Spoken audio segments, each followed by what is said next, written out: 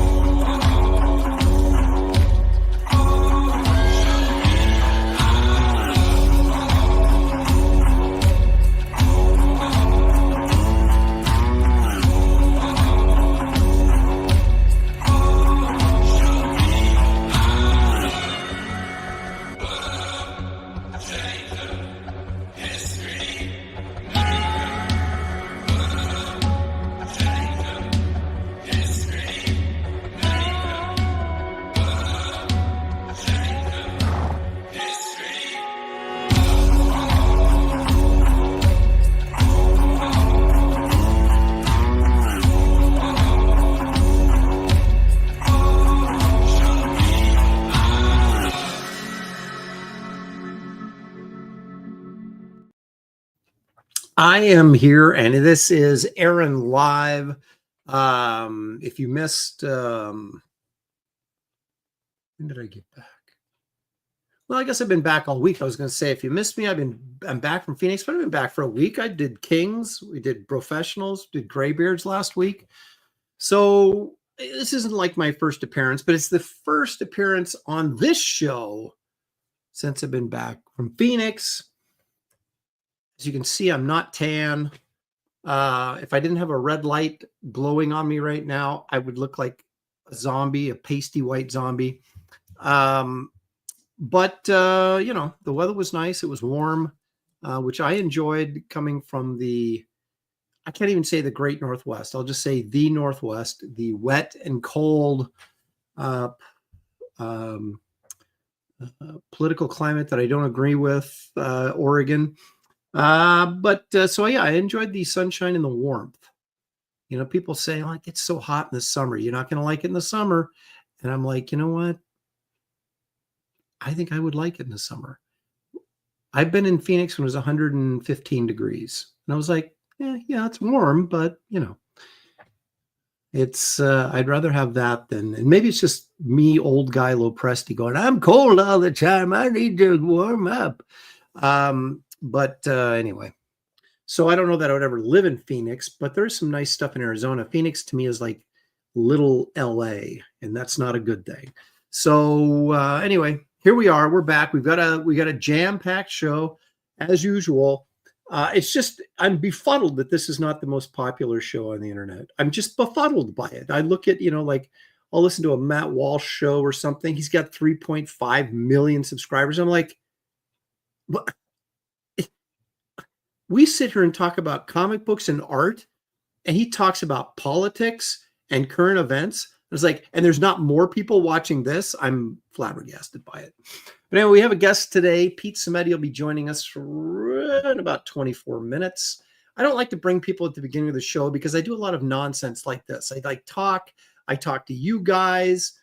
We do the Frazetta thing. You know, we go through these, you know, various little ritualistic things that are part of the show. And it's like, why should I make my guest suffer through all of this? This is just between you and me. And once this nonsense gets out of the way, then I bring in the guest and we, you know, do our thing. So anyway, I'm looking forward to, sorry, my back itches. I'm looking forward to, you know, Pete being on. He invited himself on, and I'm not one to, you know, tell somebody no. No, he had me on his show. We had a nice little chat, and we'll have a few moments to discuss cryptids, which I know that is a big topic for both of us, and some other stuff about comics and art and whatever else he's working and he wants to plug. That's what I'm here for, to help out my fellow man. So anyway, let's see who's here. Past Master Dan says, more like smoking. I hear Jim Aparo liked a good smoke. Is Jim Aparo Shane's dad? Okay, I'm going to bring this up because Past Master Dan is getting to a point where I don't understand anything he's saying anymore. He's like Vic.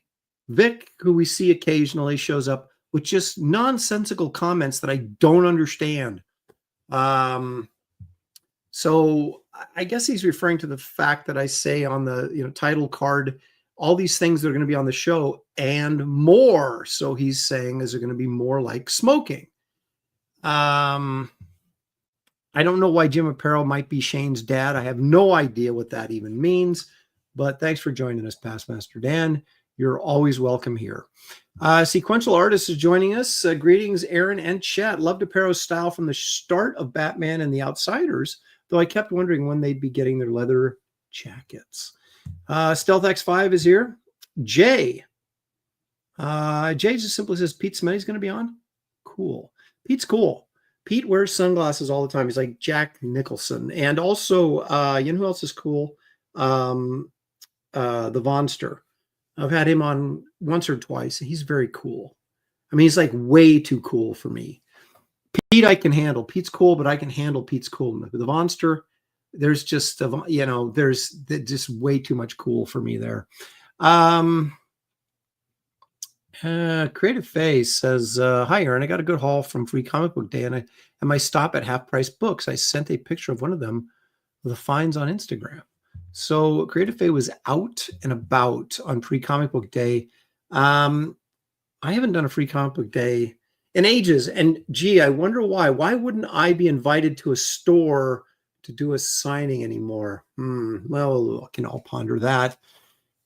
Sequential Treasures is here. He says, rest in peace, Jackson Geis. That was a bummer for sure. I knew Butch Geis. We weren't, close or anything, but of course he worked at CrossGen when I was there. And so I knew him pretty well during that period of time.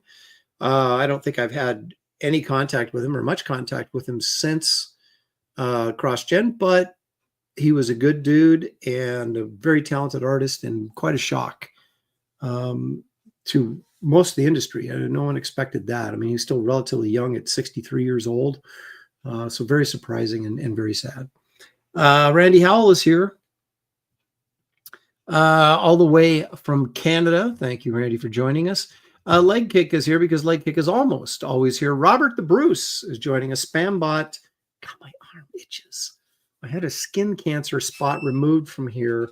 And, I shouldn't say that. It wasn't a skin cancer. They were testing it to see if it was. So they did like a biopsy to test it. And it wasn't. They dug a hole in my arm, of course. And it's healed over, but God, it itches. Anyway, Spambot's here. Dramares. That is, I recognize your icon. You've changed your name. Dramares. What does that even mean? See, I don't even know what's going on here. Matthew Muma is joining us. Pity Ma. Corey Landis joining us. How about that? No better way to spend a Sunday night. And I agree. I really do. Stippling Vaughn's here. Spaceman, Marcus Killer Group, purveyor of all things pop culture knowledge. I'm sure he'll have a few choice tidbit comments when we get to the Jim Aparo covers. Corey Landis says her comic shop or his, I don't know, is that a he or a she? I don't know, Corey. No offense. My comic shop had a 10% off everything sale. 10%?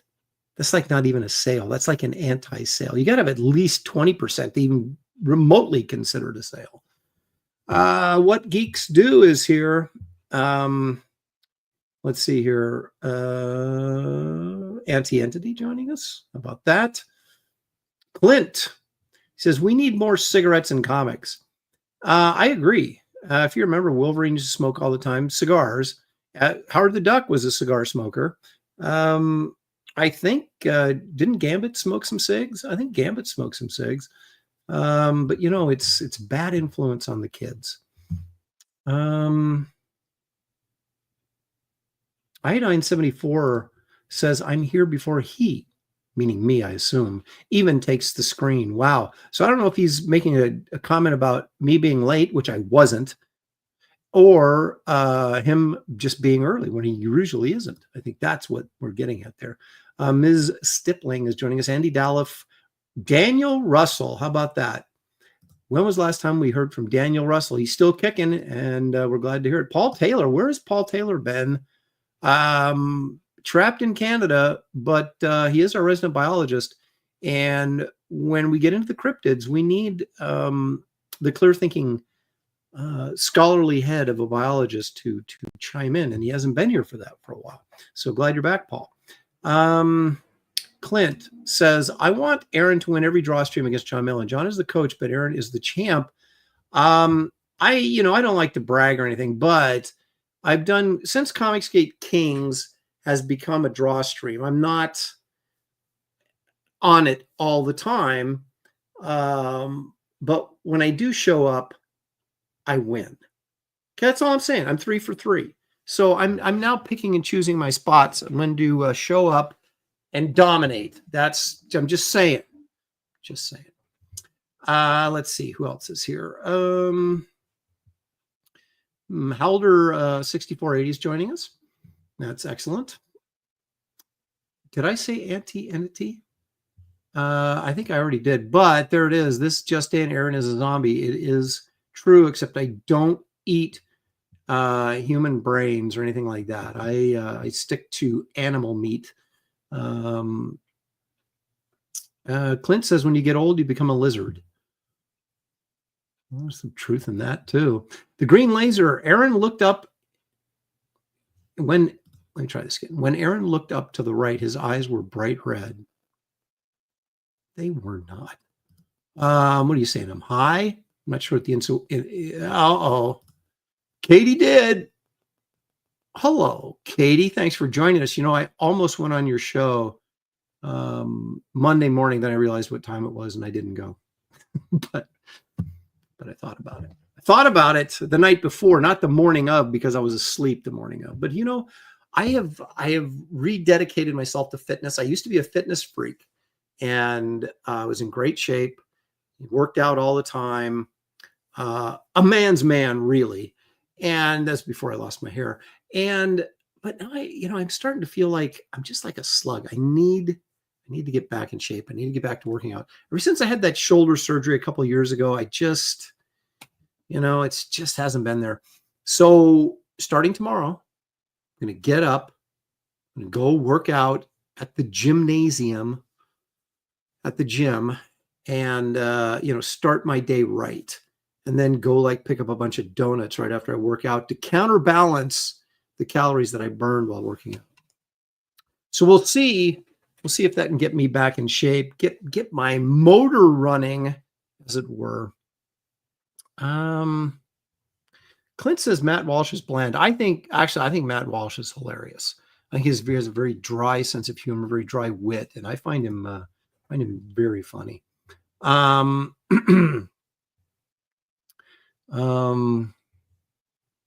That is not true. That is exactly what Creative Face says. That is exactly what is Aaron. You're old and cold. Cold weather and rain is the best. No, it isn't. My daughter says the same thing. Oh, she hated Phoenix. She's back. She's like, oh, I love the rain and I love the cold. And I'm like, what is wrong with you? I've never, even growing up in this area, maybe it's because I lived here my whole life. That's why I hate it so much. And I kept trying to move away. Moved to Florida, ended up back here. Moved to California, ended up back here.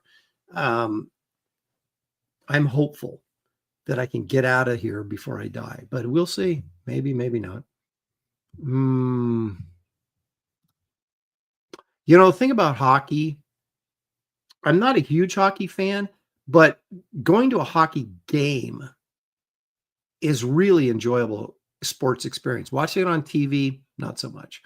And I will say for the record that soccer or international football, whatever you want to call it, is the worst sport ever invented. In fact, it's an anti-sport. It's a bunch of people running around and falling down when they're not hurt and no scoring.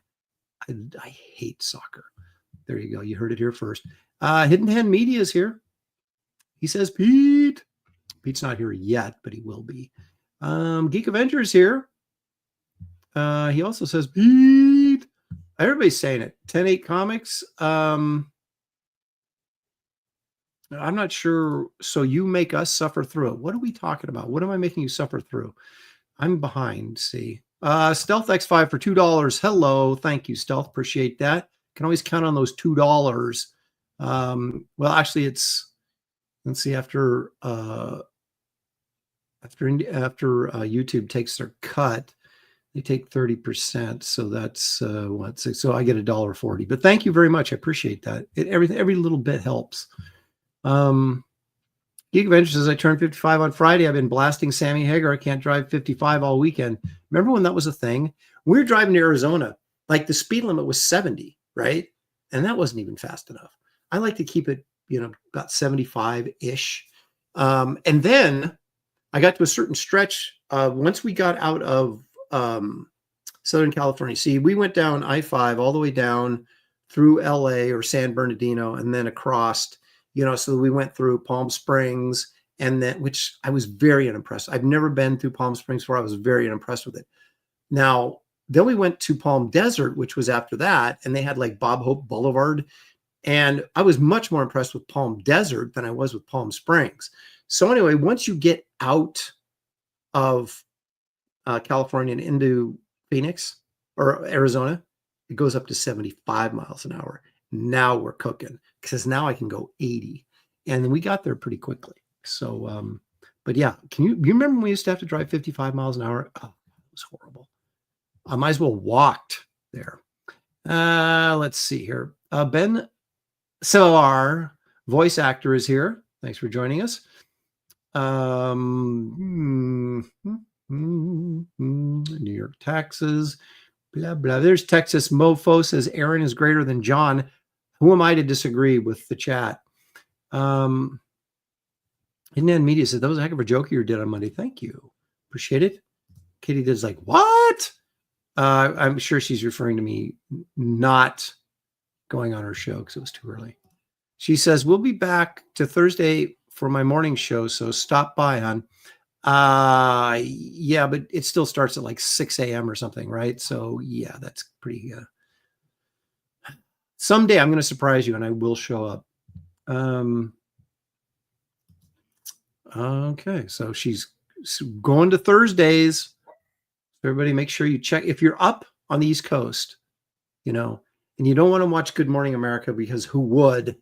Watch Good Morning with Katie Did. Aaron Sparrow is here. Aaron says, I can't stand Matt Walsh. Really? I find him really funny. Aaron Sparrow, is your campaign still alive? Over on Kickstarter, Kneel Before Doomface, which actually looks pretty cool. If you guys haven't checked it out, please do so. Sparrow, are you going to be at San Diego? Do you need like a pass to watch my booth for me?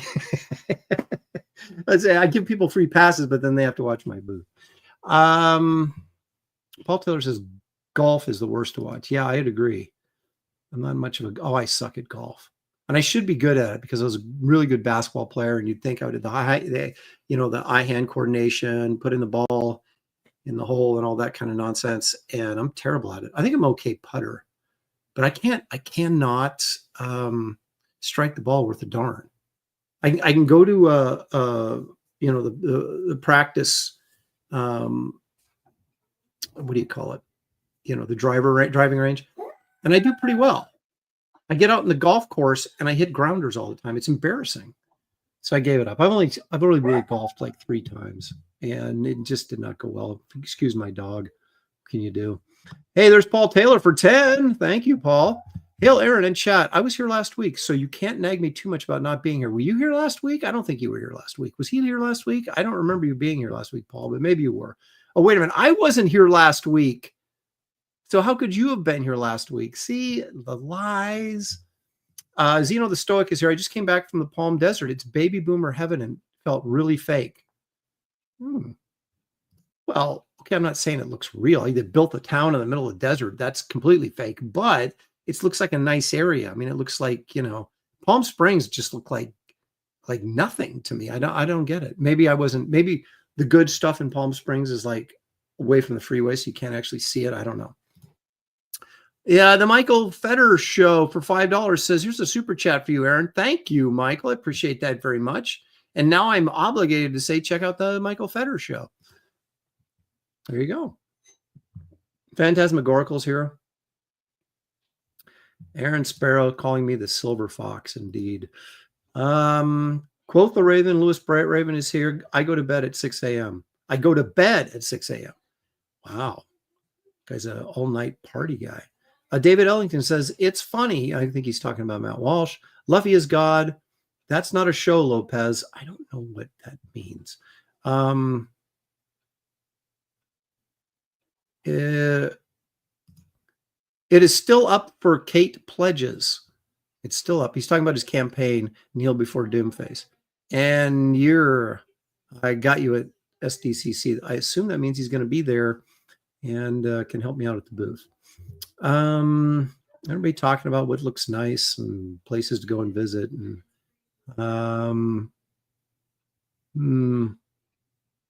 Sean Ellen says, F Palm Springs, you look great, Aaron. Thank you. I don't know why effing Palm Springs has anything to do with what I look like, but there's Pete, Comic Book Radio. See you in a few minutes. Well, Pete, I gotta wade through all of this first. So yeah, no problem. Joseph Pantalon, hand make a grip handle for your golf. Hand make a grip handle for your golf club per John Daly. Okay, is that the trick? That sounds like it costs me money. And if it costs me money, do I really want to do it? Probably not. Okay, sorry for typing so fast. Late pledges still available for a short time. And yes, I will help you in San Diego.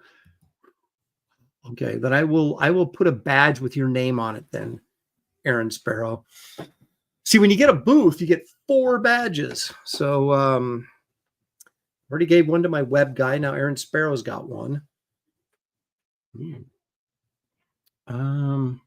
Bring a pool cue to the golf course. I think my short game's okay. I mean, when I say it's okay, I mean it's horrible. But for someone who doesn't play golf, it's probably okay. Yeah. Does Daphne need a name tag? Well, it doesn't matter. I can just give her whatever one I'm not using, and she can pretend she's me. Okay, enough of this private conversation. What we need to do really is, no, we're not going to have any snacks. I didn't bring any snacks. It's my new healthy. I'm going to eat broccoli from now on in the show is what I'm going to do. Let's do this, though, because I think it's important that we remember that I need you to be here. I mean, I need you to help me so I can be here, is what I'm saying.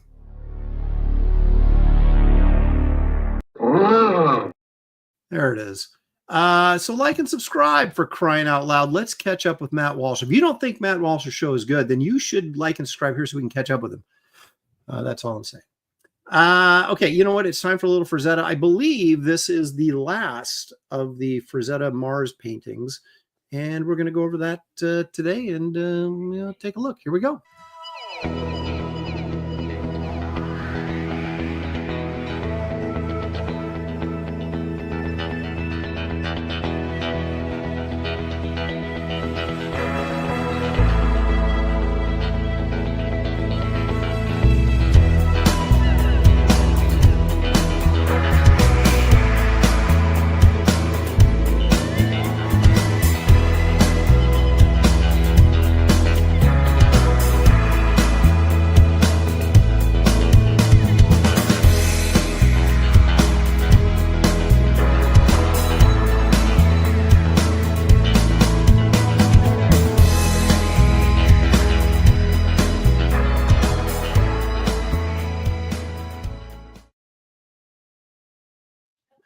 You know what's wrong with that painting?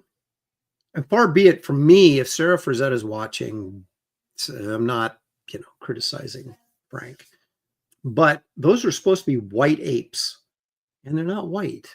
Kind of grayish. You could say it's a lighting effect, but I don't buy that. I think probably what he did was he either didn't care enough that they were white apes and said, screw you, but basically made them darker so that Deja Thoris would jump out. and John Carter would jump out and they would sink back a little bit. That would be a very Frazetta thing to do. But they're still supposed to be white apes, so I'm just saying. Paul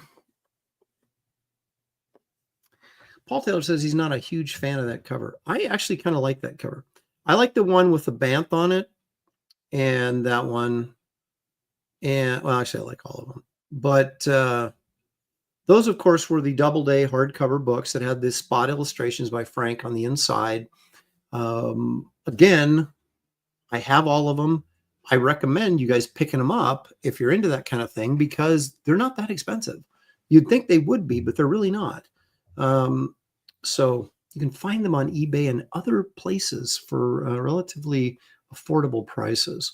Now, later in the show, we have a new feature for the show because I kept thinking, I watch videos of guys that talk about, what the hot 10 comics of the week, or whatever, from collector's point of view. And I think we should do a little of that here because I'm into that. You may not be, but I am. And, so I think we're going to do a little bit of, collectible comics. We'll take a look at that. That's going to be a new segment on the show. As I'm constantly trying to expand my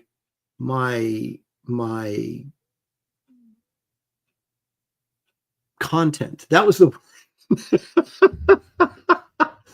when you can't come up with content, folks, that's the word you're searching for, and you can't come up with it. It's time to end the show. So good night, everybody. Thank you.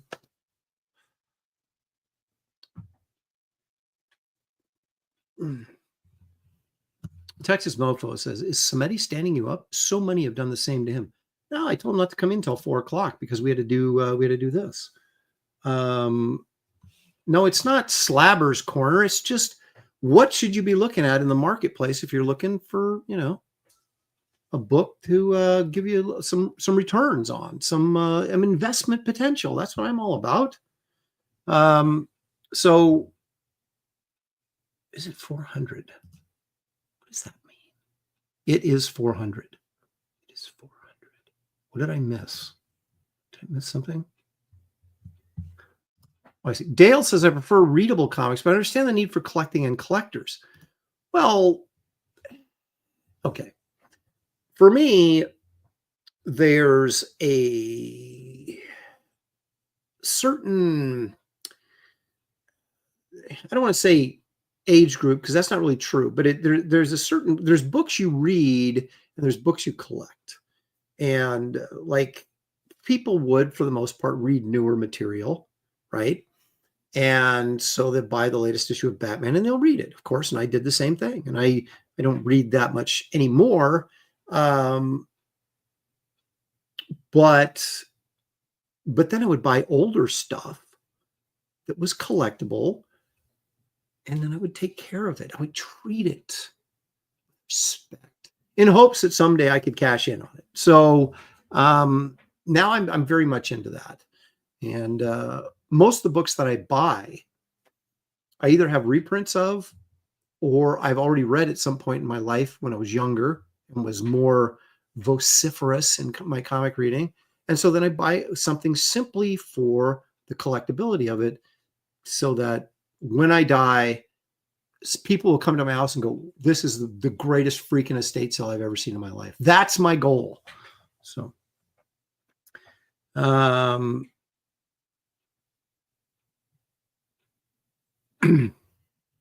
this is exactly true. Aaron does buy to read. He needs to save his eyes for drawing. That's right. Absolutely right. No, of course I read, but I'm just saying that there's certain books you buy for investments because a lot of people because you see these people that bought like tons of comics in the 90s, right? And they're like trying to sell all this Rob Liefeld stuff and it's not worth anything except for, Deadpool's first appearance or whatever. And they're just flabbergasted that they didn't make any money on their collection. I buy everything pre-1980, man. I buy where the investment potential is. So yeah, I have sold books before and made profit on them. So there. Any editing for $2. Free comic book day. I picked up 1 through 10 of the 2023-24 Witchblade. But that's a reading book. That's not an investment book. Now, here's a guy that believes in reading. Everybody, welcome our good friend of the show, Pete Simeti. Hey, what's up? Pete, you're a big fan of reading, aren't you? It's okay. Yeah, a little overrated, is it? Do you recommend people buy your comics? Everything is reading now, right? Everything. Well, that's true. Either if you're not reading a book, you're reading online. So, yeah. Do you recommend people are like? I'm sorry, I'm talking over you, but that's why it drives me kind of crazy when people are like, oh, no one really reads anymore. Well, no one's reading anything good, maybe, but it's nonstop reading. You're absolutely right. I never thought of it in those terms, but you are absolutely right. If you're scrolling Instagram, you're reading. So, do you recommend people buy your books for collectability or for reading? I recommend they buy them. Good answer. See, that is the correct answer. What they do afterwards is completely up to them. I'd love it if they read the book and they enjoyed the book, and we can have a conversation about the characters in the book, but I know some people get really down on like the speculator market and the collector market and all that kind of stuff. And let people, if they're going to buy them to collect them and whatever, and they want to flip them and sell them again, I don't care. I don't understand. Like, everyone's like, they're doing it and they're taking away the books for people to read. Well, okay, so let's put it this way, right? So we put out our own books and we make our own books. I've been a publisher for almost 20 years. If it turns out that like every collector out there bought a book and it's sold out completely, that first printing, whatever it is, and now like people want to flip it and they want to sell it on eBay or whatever because they bought them all up and they're not available anymore, the publisher should just make a second printing. Why not? Why make a second printing and get the books out there for the reader? I agree. And here's the thing. And that's from the collector's market, or as a reader collector, which I consider myself a reader collector because I do read comics, but I also collect them. Like, I take care of them. I don't, just roll them up, put them in my back pocket. And I remember one of the things was like, I remember when Killing Joke came out, right? In 88 or whenever it was. And the first print of that went through the roof, but then so it sold out, and DC's like, you know what? There's money to be made here. So they did a second printing, a third printing, a fourth printing, and a fifth printing. I think they did 5 printings of that book. It's still being printed. Yeah. And so people, and then, there's various versions, the black and white, the recolored version by Boland, and all these things. And so then the collectors complain, well, you're hurting the collector's market. But as a collector, you're like, oh, I don't like it when they do that. But as a publisher, you're like, duh, that's what we're printing books to sell books. And if you need a second, are there collectors that have problems with multiple printings though? Because it's like the first printing is always going to be, the thing to get. So if you made like 25 printings, if you're a collector. No, I agree with that philosophy, but what happens is the demand lowers, right? Because you might have someone willing to pay if there was only that first printing, right? And someone wants to read it. Right, they're not necessarily so the reader want to read it. They're going to pay that extra money to get it. I think that's where piracy comes in. Then at that point, I think that's what happens after that point. Because if you get someone who wants to read it, then and they don't care about owning it or they want to read it. If it becomes impossible to find, you're gonna be able to get it pirated some way somehow. Because there's a scarcity factor then, like, because now we're talking this kind of unrealistic scenario where you can't find it whatsoever. All the collectors hogged it up, they got the whole supply, and now people want to read it, and it's gonna get out there some way somehow. So it's a weird thing. I mean, honestly, I just don't care. Well, but you know what we do, or I don't know what you do, and you can offer up your opinion on this as well. But like we do in the crowdfunding market, right? Like, so I went to a second printing of Wraith of God #1, but I put a new cover on it, right? That's what publishers started doing so that sure. they made the book available to everybody, but then they also made it still a collectible thing, because now the second printing, like if you look at Jim Lee's run on Batman, right? Yeah. They had that second printing, which had the different cover on it. That's actually worth more than the first printing, because the print run is so much smaller. And that new cover they put on there, the only way you can get that cover is to get the second printing, which then is less available because the numbers aren't there. But overall, there's a million copies out there of, if you combine both printings. So it's easier to get, which satisfies the printer or the publisher because they're making more money by selling books, but it also satisfies the collector because now they've got, a second printing cover as well as the first printing cover. So, you know what I hate? Just all that stuff. It doesn't really bother me, but what I hate is when you take a perfectly good comic like this, right? You put it in the wash and you put it in the dryer for a little too long and it comes out shrunk. How you don't hang dry your comics? See, that's the problem. That's what happens. That's what I get though. Digest sized? What did you do? That's what I get though for printing this. I print my own. Hold those both up again, Pete. Let's see them side by side. So, did you go digest size? Is that what that says? So I'm printing my own. This is a poor attempt at a joke. Oh, I'm printing my own. I'm bringing printing in house to do newsprint.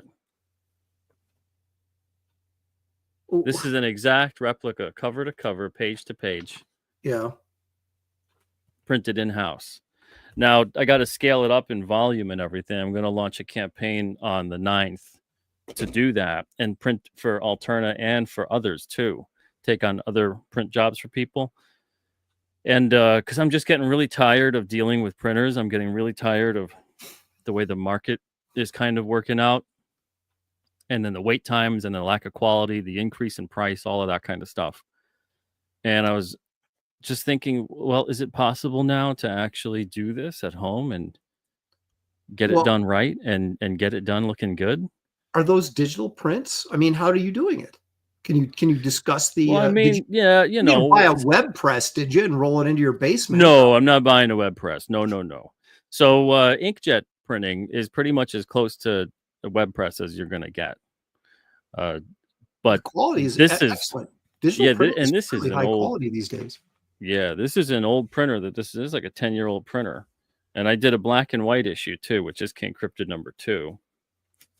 And then it looks fantastic, and the text prints crisp. Everything about it looks fantastic, and they are replicas. Except this is 5 inches by 7.5. So I'm going to offer 2 sizes. One is going to be standard comic size. One is going to be that smaller size, and newsprint interiors. But the thing is that I'm finding that the technology to do this in home, it's the production speed has increased, the quality has increased greatly. Yep. And I just need a couple different pieces of very expensive equipment, like a folding machine, a stack cutter, all that kind of stuff, to get it going and to actually do this. I used to work in print shops before I did comics. This was like 20 or so years ago. But I worked in 3 different print shops. I worked in 2 sign shops. I worked at a copy center. So all of this was kind of like riding a bike again. But I'm so tired of okay, so you see how when we go to print with a commercial printer, it's nice and flat, right? Mm-hmm. If you do that with a print on demand digital printer, you do a single issue, most of them it's not going to be that way. Most of them it's going to bow out. And I did a small second printing of King Cryptid #2 because we sold out of the first one. And I went with a digital printer, print on demand service, picked a pretty thin paper stock. And actually, 1 second, let me show you what I did. Hold on. I'm actually on the edge of my seat here because this is interesting stuff. I mean, a lot of guys I know will print prints because they have high-end Epson printers. Is like I have a high-end Epson printer that really, really prints well, and they'll do print to order. So, like if you order something off their website, like a print or something, then they print it off of their Epson or whatever, and then mail it to you. Sign it and mail it to you, which works great. I still go and get, large quantities of my prints printed, so I just have them. But yeah, go ahead. I've been doing a lot of experimentation lately with printing, right? So what happened was I went and I got this book here. This is the second printing of it, and it comes back and it's got this, I hate that. Right. I hate this little. It's not a single issue. It's a bunch of copies folded together and stapled. So that comes back, but then it irks me because if I really zoomed in and had a good camera to show you, the text didn't print as crisp as it should have. It printed rasterized, and they were like, "That's what happens with every digital printer." Yeah. That's not what happens with every digital printer. I know that the excuses they have when they screw up are amazing to me. I'm like, yeah, I've seen incredible. Better than this. Yep, incredible, right? So there was that, and then there was all this other kinds of little stuff that was just a little wrong with it. But they kept giving me this pushback. It's impossible. This is impossible. You can't do that. It looks like that. And I said, I know it's possible. All right, I know it's possible because I used to do it. So I took apart one. And I did it, and it's flat compared to the big, Right. So what it is that every page has to get folded, and then you put them together. You assemble the book. Right. If you put all the pieces of paper together and then you fold it, and then you staple it, it's going to have that big, ugly, space there. So what happened was I thought, okay, well, I did that. Which was, they got me really fired up. So I should probably thank him because it's going to send me down a good course. So I did that, and I was like, impossible my ass, right? So then I decided, can I print on newsprint? Because I've heard that you can't. But I never tried. So I actually cut up one of our books. I cut up one of our books. Did you cut out the value stamp? Is that what you did? And let me see if I could show you where's the printer here. So I cut up one of our books, this old book here, little pieces of paper, and I put it through the printer, and you can see like it printed the stuff that's smaller. It printed through, and it took it just perfectly fine. Went right through the printer, and I was like, well, that's interesting, because it's not supposed to. Because this is really thin paper. So then I went and I bought a pad of newsprint, and I trimmed that to size. And I did a lot of different tests on them. And look at that, right? Let me make you big here. All right, there we go. Okay, so let me look at how crisp it is. Yep. Look at how great that looks. Yep. Right? So did some more tests, shrunk it down, did some black and white. And this is printed on both sides too. So, you can't even, it's not like it's seeping through. This is just like a 10-year-old inkjet printer. I've got a saddle stitch. Wait a minute. So this is like a standard Epson printer you got, or something? Yeah, it's a standard Epson. I think it's an XP 440. Okay. It's years old at this point. So they were using bigger staples on the book too. They shouldn't have been using such big staples. Use standard size staples. I have a saddle stitch stapler. That's what I use to put the books together. The little guys. It's not big enough to print, ledger size paper, so I can't do a full-size comic. I got to get a nice big expensive printer for that. But I don't need to get, which is what I looked into years ago, I don't need to get like a room's worth of printers and machines and all this stuff. There's so many things that I could get that I can actually fit within my little home office space and print very affordably and very quickly and assemble these books. And it'll take me just about as much time to put together like a print run of 1,000 books as it would for me to send the files to the printer and then wait for them after 3-4 weeks for them all to come back. 3 or 4 weeks. I wish I was getting mine turned around that fast. Sometimes I don't too. Yeah. Sometimes I'm waiting like 3 months or 4 months sometime. So, just looking at the way that it's going. And the thing is, what I'm going to do is I'm going to outsource the covers. Because you can't do glossy on inkjet, right? You got to have like either a laser jet or a digital offset. So I'm going to outsource the covers to a guy that's like an hour away, and he's going to do the covers spectacularly. They're going to look dead on, just like that. Because these covers, I just went to Staples and printed an 8.5 by 11, and then just laid it out, just to show what it's going to look like. Because they're proof of concept. I wanted to have a full color issue and a black and white issue. And, there's modern coloring on here. This is Christian Rossi's art. So it's not like it has to look just like some old school kind of comic to have it done. But this is fascinating. So, well, okay. So if you're a print run per issue, I don't know, what's your print run per issue about? Between like King 500 Cryptid. to 1,000. If it's Okay, King so Cryptid, let's sometimes it's say, like 1,500 to 2,000. okay. So, but how long would it actually take? I mean, you're talking about doing this by yourself. You're not like bringing anybody in to Yeah, help you. yeah. So I So, would in a perfect scenario. So I'm gonna have a $15,000 goal to get all the equipment I need to get a year's worth of ink, and get a year's worth of paper, get a year's worth of boxes to fill orders, all the different things I need. There's a whole lot of other little odds and ends that you need to do this stuff. You know, mhm, replacement blades for the stack cutter, replacement maintenance boxes, and things like that for the printer. Um, and I want to get a separate printer to do the smaller comics, and have a printer, the larger printer, to do the full size comics. And if we raise enough, I can make like a stretch goal to purchase another printer, so I can have 2 full printers firing off the interiors. And I got the guy like an hour away that he'll do the covers, and mhm. then I've got the little printer for the little comics. But I have to I need like a little bit of time, maybe like 2 weeks or so, that when I have all the equipment in, I got to do all the tests and stuff on that too, to get everything just right and see what paper stocks work best. It's not going to be tough. It's just going to be making sure that my printer settings are maximizing the paper stock and the ink, so things aren't going crazy, and I can kind of just like set it and forget it. And it's crazy to think that this is possible, but it really is now, because of the way the printer technology is, and because of how I'm going to streamline it with the different machines. So it's not like I'm hand folding everything. It's not like I'm doing all of that. You know, it's using machines and using my own power to do this stuff. Maybe make like 50 to 100 books a day, and get them done and out, and without the odds and ends of losing my mind about it. Because on the previous print run of King Cryptid that I did for issues 5 to 9 that just got fulfilled, I had like almost 25% were damaged because of what the printer had done. Mm, mm, And I'm looking at like 1,500 or so books across the 5 issues that are damaged, like yeah, completely. And some of them are so damaged, I can't even just sell them as like dinged up reader copies. They're just right. like destroyed. And over the course of we've been doing newsprint since 2017. Over the course of that time, oh man, Lord knows how many. I must have had like over 100,000 damages That's between. incredible. There was one That's printer we used. Every print run, dude, half of the books, they spine ticked the hell out of them.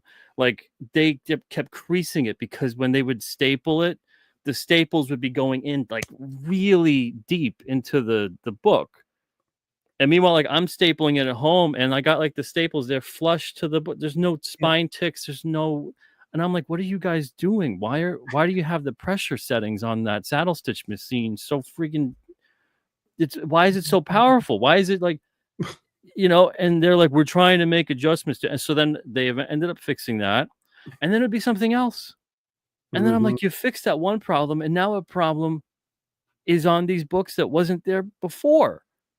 And every time, like I'm so and this one, this recent one, like just completely broke me when I got this back. And then they told me, dude, they said that the text on it wouldn't print crisp because of the paper stock, because I used an uncoated 60-pound paper stock. And I said, the only reason I even ordered that paper stock was because I got a paper sample pack from you guys, and everything printed great. The text printed crisp. Everything looked fine. Now you're telling me that you can't do that. I was like, so you're misrepresenting what you can do, or are you lying to me? Like, which one is it? Because you just told me it's impossible for you to print crisp text on there. Because first they said my files were formatted bad. I said, well, the cover printed perfectly. The rest of the stuff is formatted that way. It's formatted the same way. I've worked with almost 24 printers over the course of 10 years. Everything prints fine. And they said, okay, well, the covers, we use this printer, it's higher resolution. That's why it printed so good. We use this monochrome printer for the interior, and that's why it didn't print so good. So I said, okay, so you used an inferior printer on the interior? And they said, the printer's not inferior. And I said, do you know what inferior means? It's a comparison word. You just said that this one printer is better, and this printer is not as good. And I said, so you use the inferior printer? And they said, it's not an inferior printer. oh God. So it Pete, was like a you're back and fired up, forth of man. like 3 days. It was a back and forth of like 3 days with these guys, and just everything with them arguing semantics with me on every single aspect of what I was talking about, when all I was really wanting to see them do was just 70 books. They just printed 70. When I gave them the 5 or 6 things that were wrong, I kind of expected them, like a good printer, to just be like, "Wow, we'll do a reprint for you. Something must have happened. We'll look at the files again. And we'll do a reprint for you." And instead, it was like the laundry list of crazy shit, because they thought that obviously I didn't know what I was talking about. And I'm thinking, like, I'm a degreed graphic designer. I've worked at print shops. I know what I'm doing in the comics field for 20 years. I've printed like 500 different books, over 1.5 million comics and graphic novels combined. And yet you guys want to like mumbo jumbo hocus pocus scare me about, like, well, this is what happens, and this is how it is, and this is digital printing, and come on. And I'm Yeah. like, wow, this is what you guys must do to everybody. Because if you don't know what you're doing, they're probably thinking most people that go through with print on demand printing are, that they've never worked with a commercial printer. They're not knowledgeable about this stuff, and they can just tell them this is how it is, deal with it. And then they go, oh, okay, I guess so. But for $3 a book, like, dude, I can make this happen and not kill myself and not lose money at all. And I could print that whole book for about half the cost and have it look like a near one-to-one replica of what I already did with a commercial printer. Only I can also make sure the color stays consistent, because that's a problem too a lot of the time with the commercial printers. Things fly off the line so fast that they can't maintain quality control and consistency. So it's like I can do all of that for like half the cost of what I've been doing, to sell it to people at half the cost. Mm-hmm. To just print for myself, I could do it for less than that. So it's like, I'm going to start doing this. I'm going to start printing for other people too, other people in the indie comics community, as it were, and get that stuff out there and take on maybe like 50 or so print runs a year. We'll see how it works. I'm thinking that's how many will probably sell out of the first year, or this year's worth of 2025 printing, and then I'll reevaluate and see what we do for 2026. But it's crazy. I can't comprehend why the printers would be doing this. I mean, maybe they just don't want to do that. Maybe they don't have the equipment for it. I don't know what it is, but I was looking into it, and years ago when I looked into it, was like 50 grand to get this whole thing set up. And I was like, that's not going to happen. This is crazy. And the equipment is huge. But now, like, 10 to 15,000, you can get a really nice setup and get everything you need and be set. It is amazing what is becoming within our reach now, just in terms of cost and equipment that's out there available. And I have not had a print job yet that something didn't go wrong on. Yeah. It's amazing. And I think part of it is because we're small publishers, that maybe we don't get the care up front with the project. They're trying to squeeze it in. Oh, I can run these 2,000 books or whatever before we get this 100,000 order coming in or something. And I assume that has got to have something to do with it, because these people run they've been printing, these companies have been printing they know what they're doing. It's just like they're trying to sell you crap because, oh, we didn't take the precautions we needed to. Exactly. Yeah. And it's crazy to me, because like I'm paying a premium on those print on demand issues.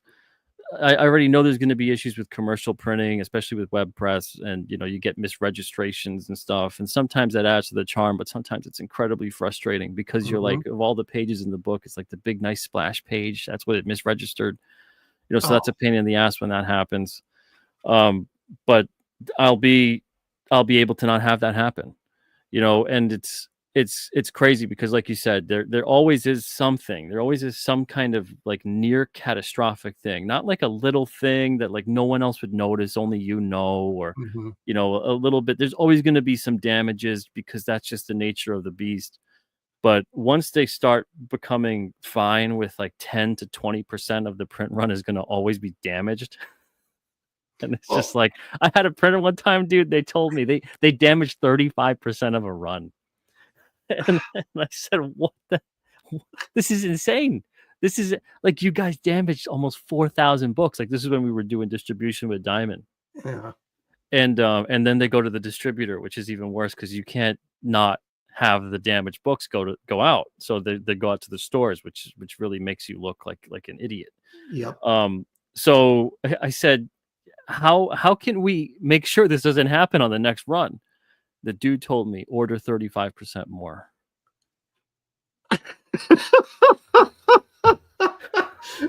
You have to go, if you have to go in expecting that 35% of your print run is going to get trashed, so you have to order 35% more than you normally would to cover it. That's ridiculous. Now, I will say I haven't had issues like that, except on Kit Carter, my hardcovers came back, right?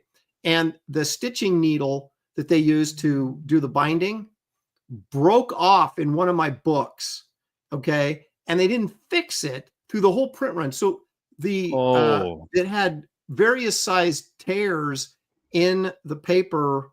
That's in the spine. When you'd open up the book, you know, there's a tear here or something from this, the entire run. And so I had to have them go back to press. And I said, you guys have got, I said, I'm not waiting another 6 weeks for this. I need it like next week. You need to fix this now. And of course, 6 weeks later, I got my books. And then I guess it's either stupidity on their part or some gesture of kind. I don't know. They sent me another entire run of soft covers, right? So that I didn't pay, they didn't charge me for them.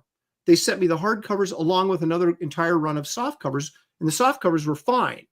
So I'm like, well, I guess I got all this extra inventory. And so I start opening up the box. Every freaking one of them is damaged. So they sent me an entire pallet of extra books that I thankfully didn't pay for, but I can't even use them because they're damaged. So it's like, now I have to haul them down to recycle to get rid of them because they're taking up room in my garage. It's just ridiculous. Yeah, and that's the crazy part too, is you know, over the years I'll have various creators that, you know, they either their contract was terminated or they left or however it worked out, and then I have all these books of theirs that I can't sell. And over the past 2 years, I've had to recycle or donate upwards of like 20,000 books. And doing it this way, I wouldn't have to have that problem again. Right, because you're printing to order. And yeah.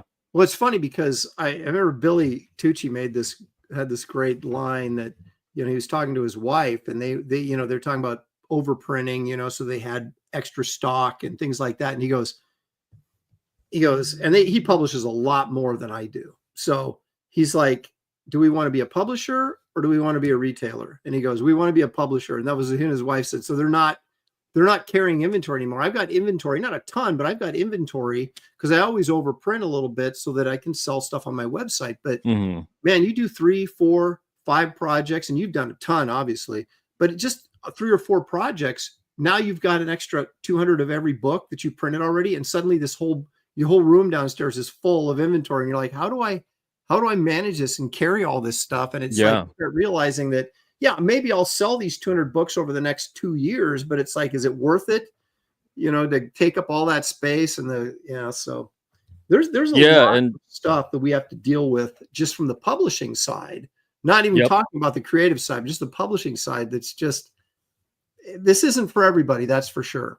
Yeah. To make the numbers work on a lot of the print runs, you do have to print far more than you're probably comfortable with. And recently with our web press printer that prints the newsprint comics, the pricing is like doubled from now to like last year. And now I'm finding that when I look at the chart, to get the pricing that we would have got last year, I got to print like 2,000 of a book instead of 500. And I'm like, I can't justify that. That's crazy. Yeah. So yeah, it doesn't make any sense to do that.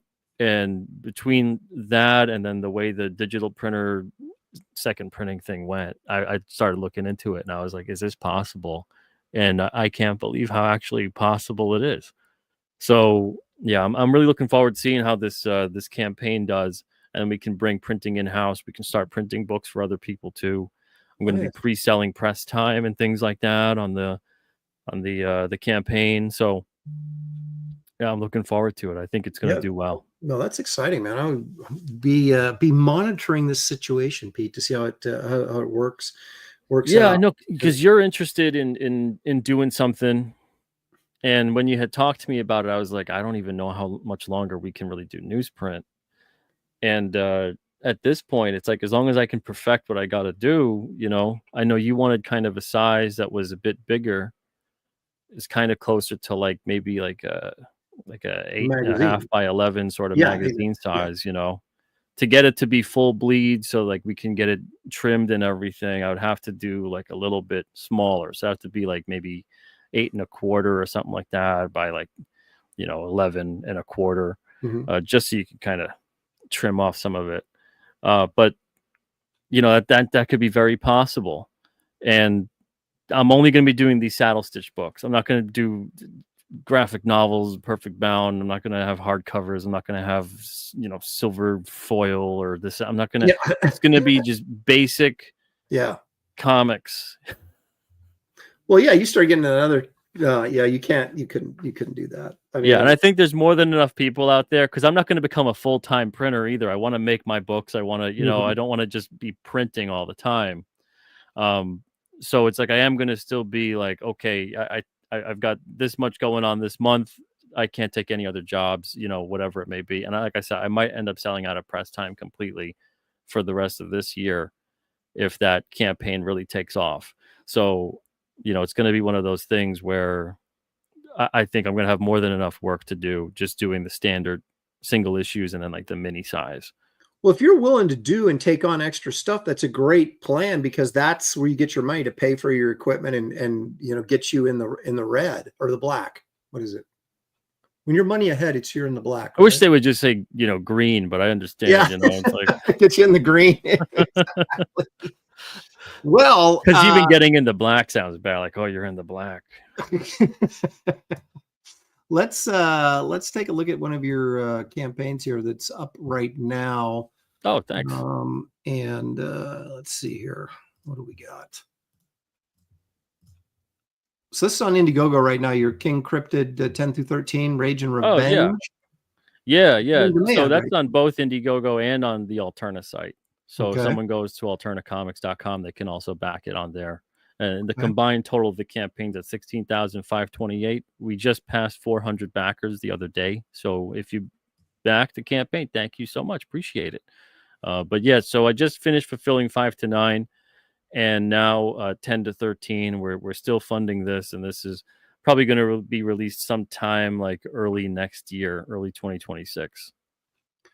So that's interesting. You always do like packs of 3 issues or 6 issues or something like that, right? You don't just do like single issue campaigns. No, yeah, I don't do one issue at a time. Yeah, like on this campaign is 4 issues, technically 5 if you count the glow in the dark blank cover variant of issue 13, but that's not like a new issue. It's just a different cover. But yeah, it's on the King Cryptid campaign so far, it's been 4 to 5 issues per campaign. I love this sort of old school look that this stuff has because of the newsprint, and the yeah. Even on the digital too, on like the paper samples, and also for the people that get the digital, the bundle that's on there, we have like a virtual newsprint, so you can see what it looks like. It kind of replicates looking at a newsprint book digitally, as opposed to like that blinding white digital background. And so what is your what do you sell these for per unit? I can't see. Okay, so 1 to 4 were $1.99 each, and then 5 to 9 were there's $2.25 on the cover price, and on these number 10 is going to be a king sized issue, so it's going to be like 40 pages, and that's going to be a $3.50 cover price, and then the rest of the issues are going to be $2.50 each. These are incredibly affordable, and you're getting what, 20, 22-page stories in each issue? Yep. Yeah. 22 to 24 pages of story per each issue. Yeah. Great value. And look, you got King Cryptid t-shirts now. How about that? Yeah. Yeah. So this is the new glow in the dark one. We've had a glow in the dark one on each campaign so far. And this is one here featuring the art of Kier Covington, who does the art on issues 4, 9, and 10. This is awesome. Sealed. So you went ahead and got the trading cards sealed in a pack. Did you put gum in there by any chance? No gum in there, but you get 5 cards and a sticker. So that is cool. So are these like randomly distributed in there? Like if you get one pack might have different cards than another pack, or are they all the same? Yeah. So I mean, I put all the packs together too. So I put all the packs together and then I how do you heat seal it? I mean, yeah, heat seal them. I got a heat sealer. Oh my gosh, you are just like freaking, you're like own, manufacturing empire. It's amazing to me. I guess I learned something in college. Yeah, exactly. Well, that's right. So wait a minute. So are you printing these envelopes yourself, these little pouches, or are you getting those printed someplace else? And okay, so yeah, a sticker gets printed at another place, and then I put the sticker on the pouch. We get the pouches that come in. To print up the pouch, do like a whole foil wrap. It's like that's a lot of money that's not necessary. So this is like a fraction of the cost. I think it's like a tenth of the cost putting it together like this. And it's fun, you put the TV on or whatever, and you're making card packs. And so I have different things like sketch cards and other like chase cards that have different odds, and they'll be assorted. Like the sketch cards, 1 out of 50 packs. There's other like signed cards, like 1 out of 20. There's glow in the dark sticker cards, are like 1 out of 30, I think. So we have all kinds of stuff like that, and that goes into the pack. So if we get like 500 packs ordered, it's going to be 10 sketch cards. And then I put all the packs together with everything that's supposed to be there. They're all like assorted, and I make it so you don't get a double in each pack. I can't control if someone buys 3 packs or whatever and gets a double. That's just kind of how it is. But at least in a pack, they don't get a double of a card. Right. And then I put all the packs together, and then I just randomly got them in a box, and then, just kind of shuffle them a little bit. I don't know what the hell's in them anymore.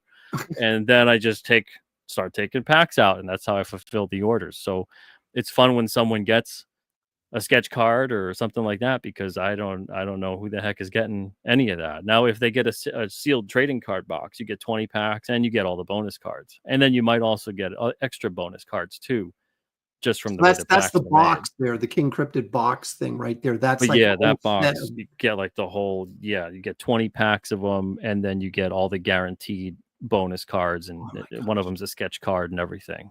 I love this, man. That's incredible. So, and then that gets sealed too, because again, the heat sealer is nice. Wow. So, and then is this a binder? Is that what that is? Yeah, that's the binder. So okay, I got like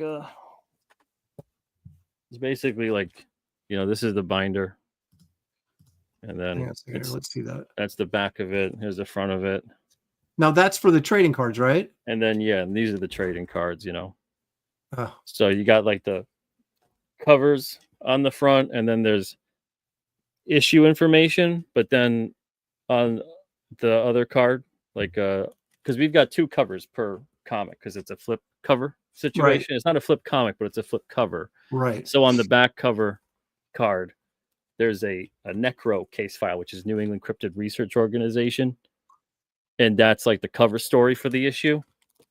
So it kind of adds something also to the series, where you get to kind of see, how much are they covering up on that trading card. Sometimes it's a lot. Sometimes it's a complete denial of events. Sometimes it's just a cover up of a little bit, but you get to kind of have that extra element of storytelling with the trading cards too.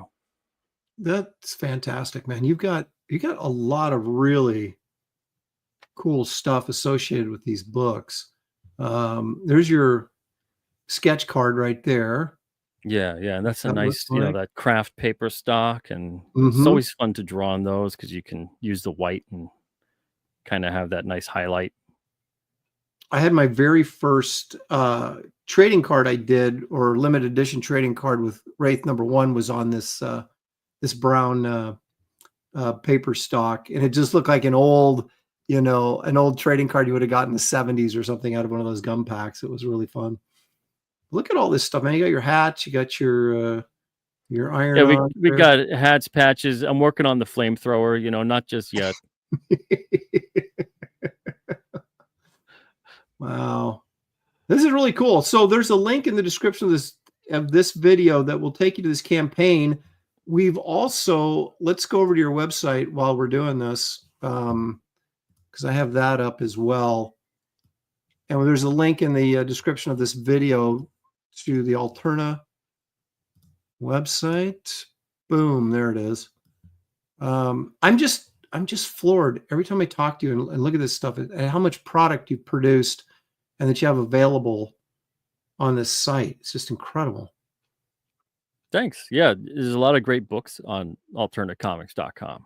You know, we got a Hall of Fame campaign running right now. That's where it's kind of like a chromium foilish style cover on very, very limited printings. Only 25 are made this year for the Hall of Fame class. And these are issues that achieved some kind of status of either importance or sales or too many printings, whatever we did, you know, and they're popular with people. So we given this elevated status of being part of the Alterna Hall of Fame, and that closes out like in a couple of weeks, actually, May 16th. So that's what we kind of have running right now, but there's all kinds of great stuff on the site, and most of the books are like $2. Some of them are less. So, like, if I wanted to get King Cryptid #1, this is like the first print. This is the original. That would be, yeah, that would be #1. Like, if you go to the comics section right there, the little tab there, there's like a drop down for a bunch of the different titles that are currently active, and King Cryptid is one of them. And then it'll take you to like a whole King Cryptid centric page, or like if you go to Blood Realm or Unit 44 or whatever, you could go to each and see what's there on the page. How's your traffic been to your website? Or do you get like a good amount of sales through your website at this point? Or are you still getting most of them through your campaign? It could always be better, you know. Right, sure. Yeah, I'm not really satisfied ever. Yeah. No, yeah, I'm grateful though, you know. So I'm not satisfied, but I'm grateful. So I'm always grateful for everybody that does come along and goes through the site. It seems like people would rather back through the site than through like Indiegogo, that kind of a thing, because we run campaigns on both now. Mm-hmm. And so whenever like the King Cryptid campaign, I think it's something like 70% maybe of the backers went through the site. Oh, that's good. You know, so yeah, Indiegogo taking, you know, their cut. And doing it through the site is just great too, because you don't need to just back, you know, in this instance King Cryptid, but you can also get other books and merch that's on the site too, and get that all in one easy place instead of doing the whole, you know, back on Indiegogo. But then there's a lot that's not on Indiegogo, and then you're gonna go and have to back on alternacomics.com or shop on alternacomics.com and get other things on there. But this is just a nice place for everybody. We got a reward system, so people get rewarded the more that they shop. You get a point for every purchase you make, so 1 point for $1, and then you can redeem that for discounts. Like, we got coupons, and several of our customers have redeemed like 40% off coupons, you know, off their whole order, because over the years or whatever, they've shopped so much that they managed to get this big discount coupon.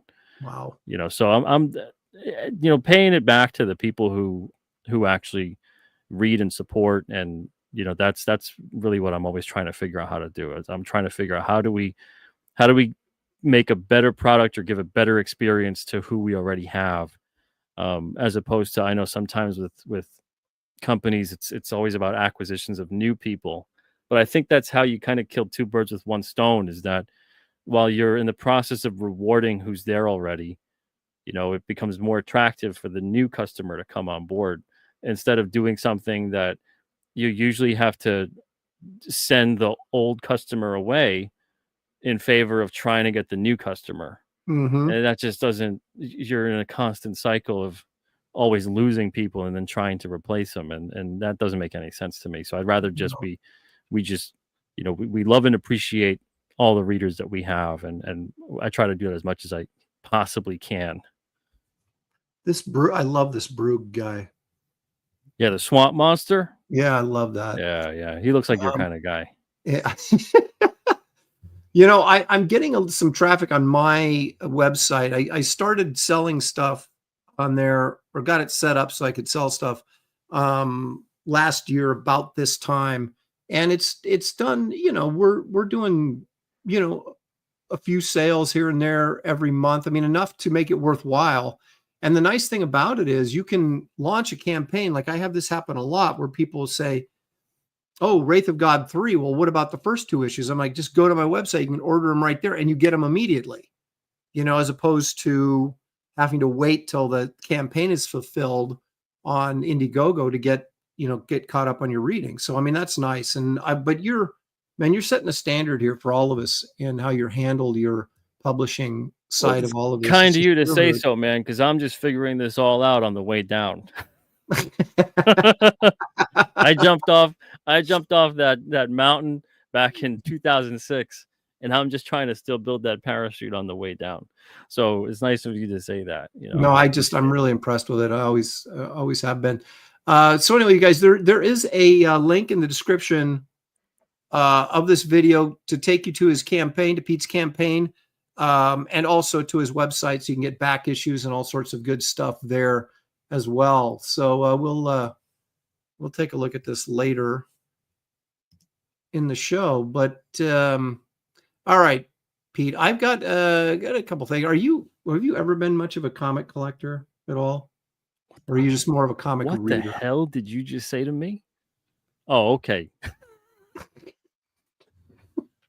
You know, I mean, for a second there, I thought you meant like, do you actually like, do you like comics? Do you even know anything about comics? No. What I mean is there's two kinds of people. I mean, there's the people that like they're readers. You mean like just a collector? Yeah, there's readers, okay. And then there's people that are both. I consider myself both, but I'm sorry, Aaron. This whole printing situation has got I know. Me you're a little red, touchy, man. Don't I'm sorry. Don't shoot the messenger or whatever. But no, I've got this. I got this new little segment I want to do, and we're gonna talk about some really old stuff here in a second. But here we go. Let me run this little intro.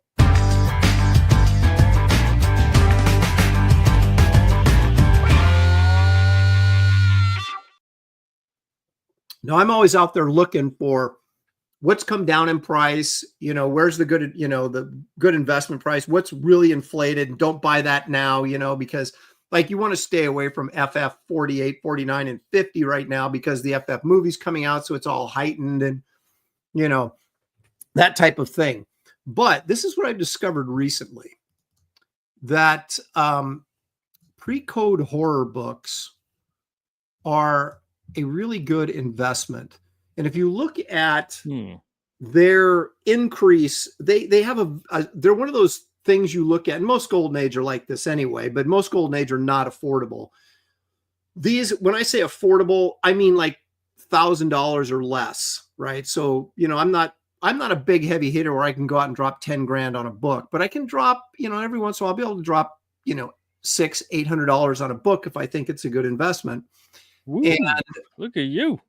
I'm rifling through the dollar bin, my friend. Yeah. I don't buy anything else though. It's like socks, underwear. Who needs that crap when I can get Haunt of Fear? Right. I'm gonna take notes here. Number 14. Yeah, because I'm not much of a comic investor per se. Well, what you find, the pre-code horror books have gotten really popular. I mean, they've always been popular, but they've really kind of died and were flatlined for a while, and now they're on the rise again.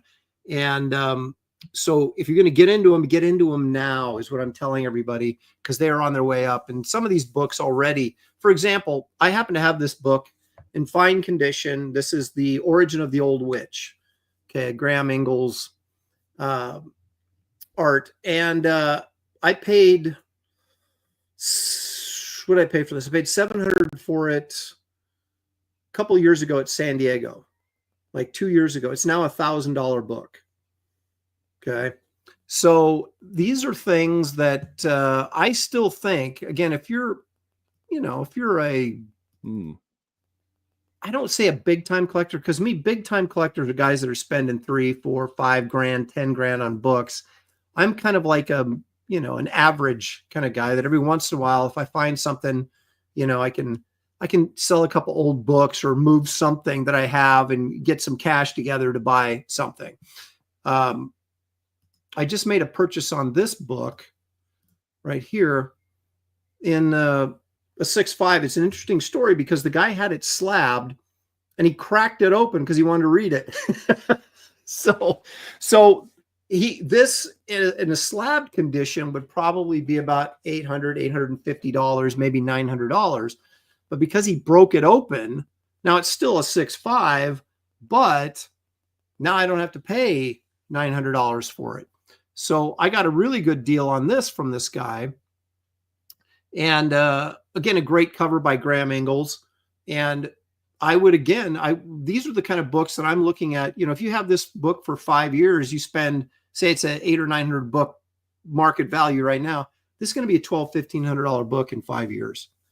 So wow. I think if you can get into these, you get into them, because they're harder to find, and they're certainly harder to find in a nicer grade. Here's another great example. I got this book,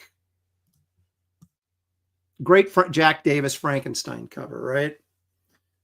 So this was pre-COVID, so it would have been 6 years ago, 7 years ago, something like that. And I knew the dealer. We were I was at a show in Portland, and I was looking through his booth, and I saw this on the wall, and I went up to him. I said, "All right," because he was asking, I think, $250 for it. And again, it's 6.0, fine condition, nice book. And I asked him, I said, "Well, what's the best you can do on this?" He goes, "Hey, if you come to my shop and do a free signing on Free Comic Book Day, or if you do a signing on Free Comic Book Day, you can have it." And I said, "Done deal, man." So he gave me this, but he was selling it for, it was about, I think it was $250. I think he was asking maybe $350, somewhere in that neighborhood. This is now like an $800 book, And so again, got a good deal. Obviously I got a great deal because I got it for free, but even if I bought it for $300 or $350, whatever, it still would have been a good investment buy. And these are really cool to own because they have great art in them. If you like to thumb through them, just do it carefully. That's all I'm asking, Pete. Just be careful. Are you selling them on eBay? Where are you selling yours? I don't, I try not to sell mine too much, but when I do, like I flip my Spider-Man collection, and the really high end stuff, I sold to a dealer, and the lesser stuff I just put on eBay, and I made a killing on it. But this was probably 6 or 7 years ago. And most of those books I had bought when I was a kid off the newsstand. So even a $20 book, you have a 25-cent investment in it, right? And you get $20 on it on eBay. You're cleaning up. It's a little. You have any books from like when you were a younger man and you bought them for like 50 cents, 25 cents, 10 cents? Yeah, about half my collection is that still. That's more interesting to me because that's a hell of an investment. Well, that's, we can't go back, right? But it's like, that's where all the great buys were, is the guys that were really diligent picking them up off the newsstands and keeping them in nice shape, like Giant Size X-Men or, X-Men 94, those things. Hulk, 181, is it 181 or 182? First Wolverine. Those books are worth a small fortune. First appearance of Moon Knight, in Werewolf by Night 32. Those are 25-cent books. And so when you originally bought a book, what would you say is the most valuable book you have? One that you originally bought? Well, probably I don't. It would have been some of my Spider-Man stuff, but I would say that how far back did I go? I had a couple Spider-Man books that were couple $100 that I had spent 25 cents on as a kid. And, First Hobgoblin, that was $1 book. That was 60 cents, I think, actually, because that would have been 83-ish. But I don't know, Giant Size Spider-Man #4, which had the second Punisher appearance in it, I think. was several $100 when I sold it. And I would go back and also buy, old bookstores were the only place we didn't have comic shops back in the 70s, right? So we'd go into old bookstores and buy, older books. Like I think I got like a complete near mint run of Swamp Thing, Wrightson's Swamp Thing, right? 1 through 10 after the fact, because that was 72. I didn't start reading till 73. I didn't get into Wrights until about 74, 75. So I went back, found these issues that I spent no more than $1 a piece on. And Swamp Thing #1 right now, a near mint copy I have of it is about a $400 book. Nice. Right now that I had a $1 investment in, That's so there was, awesome.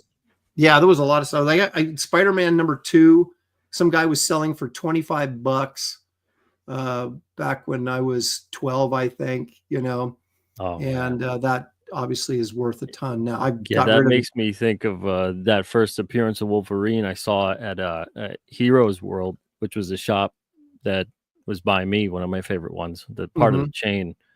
And it was like $50 when I was a kid. And I just thought like, oh man, that's so cool. But $50, I don't have that for a comic. My mom will kill me. Yeah, it is amazing since Image, and then about that mid 90s, everything just sort of exploded in both the original art and the comic book market. And now, like when I was working I've told this story before, but when I was working at Malibu, working on Sludge, went to the Chicago show, and I think I made total income for the entire week. I think I made $500, right? And I had to pay my own way, right? Because I was out there, promoting myself. So I had my airfare and my hotel were on my Visa card. And some dealer had a bunch of old, speaking of ECs, had original artwork from EC Comics. And he had a splash page from Graham Ingalls of The Old Witch introducing a story, right? So it was like a half-page splash, and there was a couple panels at the bottom. And these were all twice up, right? These were the king-size artwork. They didn't use the 11x17. They did the really big paper. Yeah. $500. And I sat there and I was like, I'm going to have $500 on my Visa card that I can't get rid of if I buy this. And so I didn't buy it. That thing is probably a 20 grand, 30 grand piece of artwork now that I could have, crazy. So anyway, the this week's, a little bit of advice, if you can get into some of those pre-code horror books, if you're into that, do it. And even the stuff, let me throw this up here real quick. Even the stuff that like these I call them off brand, because it was really EC got all the attention, but it was covers like this. The guys that were trying to emulate EC Comics that got everybody into trouble with Wortham and the whole Comics Code Authority, because they were going overboard on the gross covers. But like this one, for example, is a really valuable book. And just because the cover's so disgusting. And it's like, if you find some of these things out in the wild, these are always really, really good investments, because they never seem to lose money. They always seem to appreciate. So there you go. That's my my collector's advice for you, Pete. All right. I'm more of like a penny stocks guy when it comes to comic collecting. Well, it used to be. I'm like, I got this 50-cent comic. It's worth like $5. That's like 10 times the amount of what I got it for. That when I was a kid, that's what I was always doing. I'd buy like a 20-cent book, and you get the price guide every year and go, oh my gosh, it's worth $3 now. I made such a huge profit on it. But yeah, they got us all like checking the Wizard magazine, like we're checking the old man's checking stocks. Exactly. Crazy. Like, oh, that one went up, that one went down. Oh, Wolverine's hot this month. Got to look out for Wolverine. Well, that's the challenging thing that I had to be careful with like especially Bronze Age books during COVID. They went through the roof. Everything went through the roof because everybody had this expendable money because nobody was allowed to go do anything. And so a lot of this stuff, that money filtered into collectors markets and just blew prices up. Right now, people are losing their shirts because they bought things like, the old adage, buy low, sell high. You don't do it the other way around, but so many people do. And even when that started cascading down, and in some cases they're still dropping some of these books, but I would see a book that was like Marvel Team Up #1, for example, black cover, 9.2. That thing was up around close to $1,000, and it had dropped all the way. I saw it at a show. This guy had it for $600, and I said, I'll give you $5 for it, and he took it, and I thought I got a great deal. That book is now dropped as low as $250. Now it's working its way back up, but I'm still 100 in the hole on that book because I thought, I got such a steal on it, but I didn't wait quite long enough for it to drop the bottom out. But I have confidence, Pete, that it's coming back up. It's a black cover, really hard to get in high grade because it shows all the faults. So I'm confident that in a couple more years I'll feel good about my investment again. But it is. Right, well, I'll keep you in my thoughts. I appreciate that. It's a little dangerous out there. It's a little dangerous. All righty. Let's see what time we got here. Okay. I wanted to take a look at you a fan of Jim Aparo at all? Oh yeah. Well, then you're gonna love this. I've been doing somebody had sent me a message and said, you should like do a segment on cover artists just from different decades and all that kind of thing. And we've been working our way up from the golden age. And right now I'm sort of into that 60s crossing over into the 70s. And I said, you know what? I think it's about time we did a little Jim Aparo. So let me run this intro and let's get into this.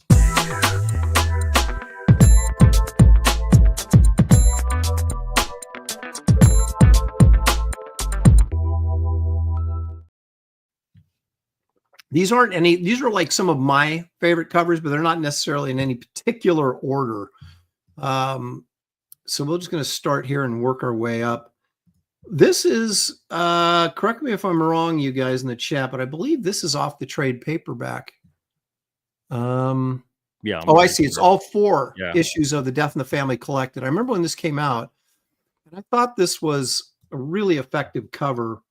The use of the black cover, obviously, but then just the small image down there in the bottom, just like the weight of the despair, Batman losing Jason Todd.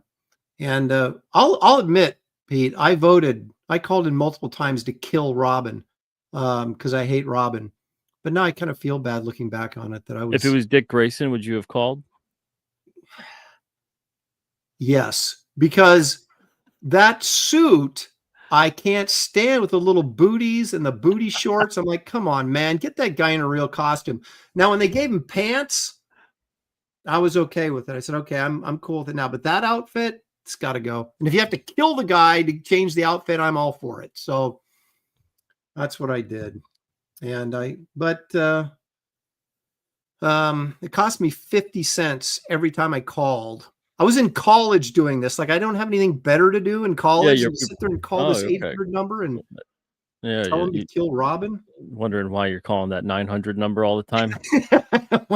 My mom was like, what are these phones? No, that's not what it is, Mom. I was calling to kill Robin. But this is a really nice, and I like. That's what you kids call it, huh? Killing Robin. All right. Is that what kids are calling it these days? Oh my gosh. But this is a great, effective cover. Simple. I prefer simple covers and super busy ones or big image covers, something that you can focus on and really sort of tells a story effectively and dramatically. Because again, oh yeah, great cover. The point is to get people to buy this. And so it's not just about doing a nice drawing. It's about doing something effective on the cover that makes people want to buy the book. And certain like this, I would think, is certainly does the trick. Okay. Great graphic design on that too. It's very rare nowadays with the top-notch graphic design. Where you're taking in the credits and the logo and the image, using it to frame into consideration. The image. Yeah. I'm kind of a fan of, as much as I'm a big fan of the 70s letterbox or the little box frame covers that we saw in Marvel that they did for that one year in 1972. I loved these DC books where they had the big, this kind of banner across here with the title of the character. Then very similar to what Marvel was doing at the same time in 1972. I always thought Aparo was sort of like Neil Adams light. And I was a big Neil Adams fan. And so I, by association, became a big Jim Aparo fan. I like Jim's people better. Neil's great, but I like Jim's people better. Really? Okay. Yeah. I found that sometimes Neil Adams, and it became more and more of a thing the older he got, but sometimes he'd give people like these donkey teeth. Well, the funny thing is, your experience with Neil Adams, it's kind of like people's experience with Wrights, and you're way younger than I am. So you were seeing a different era of Neil Adams. You were growing up in a different era of Neil Adams than I was. Oh no, I mean I started from the beginning. Oh, did you? Okay. I loved his stuff in the 70s and all of that, but seeing it every now and then there'd be a character shot where I'm like, they kind of got like a like a coconut mouth going on. But then that really became a thing later on with, That's weird you said it, because I don't know that I ever noticed that. I did in his older stuff, but not in his earlier stuff, or his newer stuff. I noticed that, but not so much in his older stuff. That's interesting. And Dino Palazzo says, and Dino says, I didn't want Robin to die, which speaks who we truly are in Brothers of Christ. Aaron is not. Just because I wanted Robin dead. Wow, I guess that's not a very good Christian. Did you like Jason Todd, like his attitude though, like his personality? Yeah, I mean because he was that street kid, right? That he caught him stealing tires or something, and then made him his new Robin. I didn't like his hair though, the little curly things he had on his. It's like, come on, man, get a decent haircut too. I'm very critical of Robin. I'm sorry, but put on some pants and get a haircut. Yeah, I guess put on some pants. You know what? You deserve to die for that haircut and no pants. Get out of here. Well, and what the heck is Batman doing enlisting all these, teenage kids to help him out? One of them is going to get killed eventually. I mean, Batman's being irresponsible. Really. That's always kind of, You can't think too much about this stuff, Aaron. Yeah, I guess not. But here again, this is those banner covers that they did here that I really like. This is the only time I was kind of interested in looking at DC Comics. This is kind of their cool phase. They're coming out of that kind of ridiculous 60s where all their comics were just goofy. They started getting cool in the 70s here. And I love this statue of Batman breaking up with the big skeleton inside, and then he's over here looking on. I don't know, it's just cool. Again, we used to see a lot of storytelling on covers that we don't really see that much in comics anymore. And it's really disappointing to me. It's become kind of a showcase for an artist to say, oh, look at, I do this beautiful shot of Wonder Woman standing here, but you're not telling me anything about what I'm getting. I was talking about this yesterday on my show. It's because of the prevalence of the pre-order system with the direct market.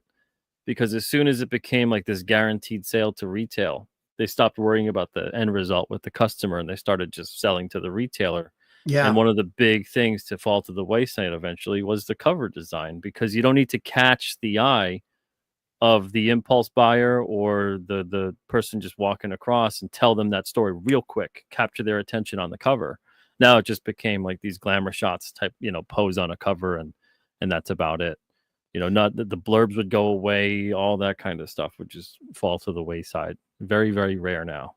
Yeah. And it's very interesting because I sort of lived through the evolution of that process. And it was, we would get, when I started off in the industry and you did a cover, you always sort of knew what was in the issue and you tried to kind of reflect that. But then it became more and more, hey, we need a cover for whatever book. And you're kind of like, well, what's the story? Well, the script's not even done yet. Just do an iconic shot or whatever. And you're like, it didn't happen as much when you were doing the covers on a series that you were drawing the interiors, because you knew ahead of time as the artist what was going on most of the time. Not all the time, but most of the time. So you're able to control that a little bit better. But man, if you were brought in to just do a cover, a lot of times it would just end up being, just do an action shot or do this or do that, because we don't really know what this story is.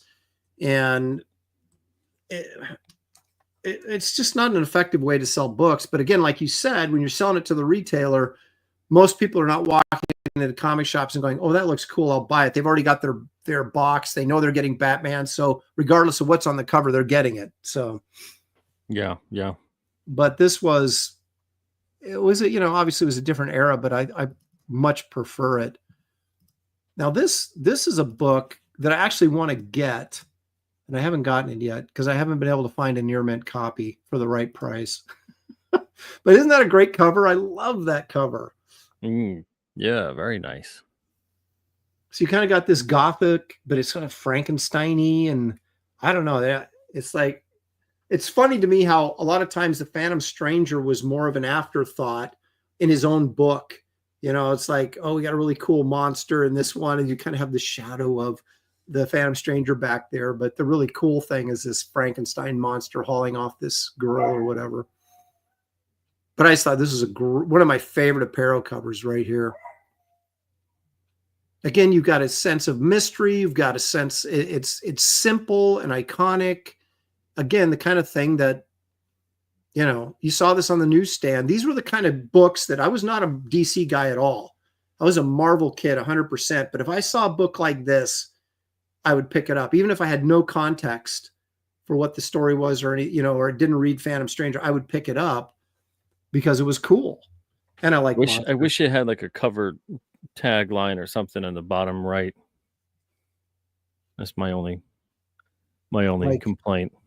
Like giving you a little bit of the monster and the maiden. So yeah, something like that,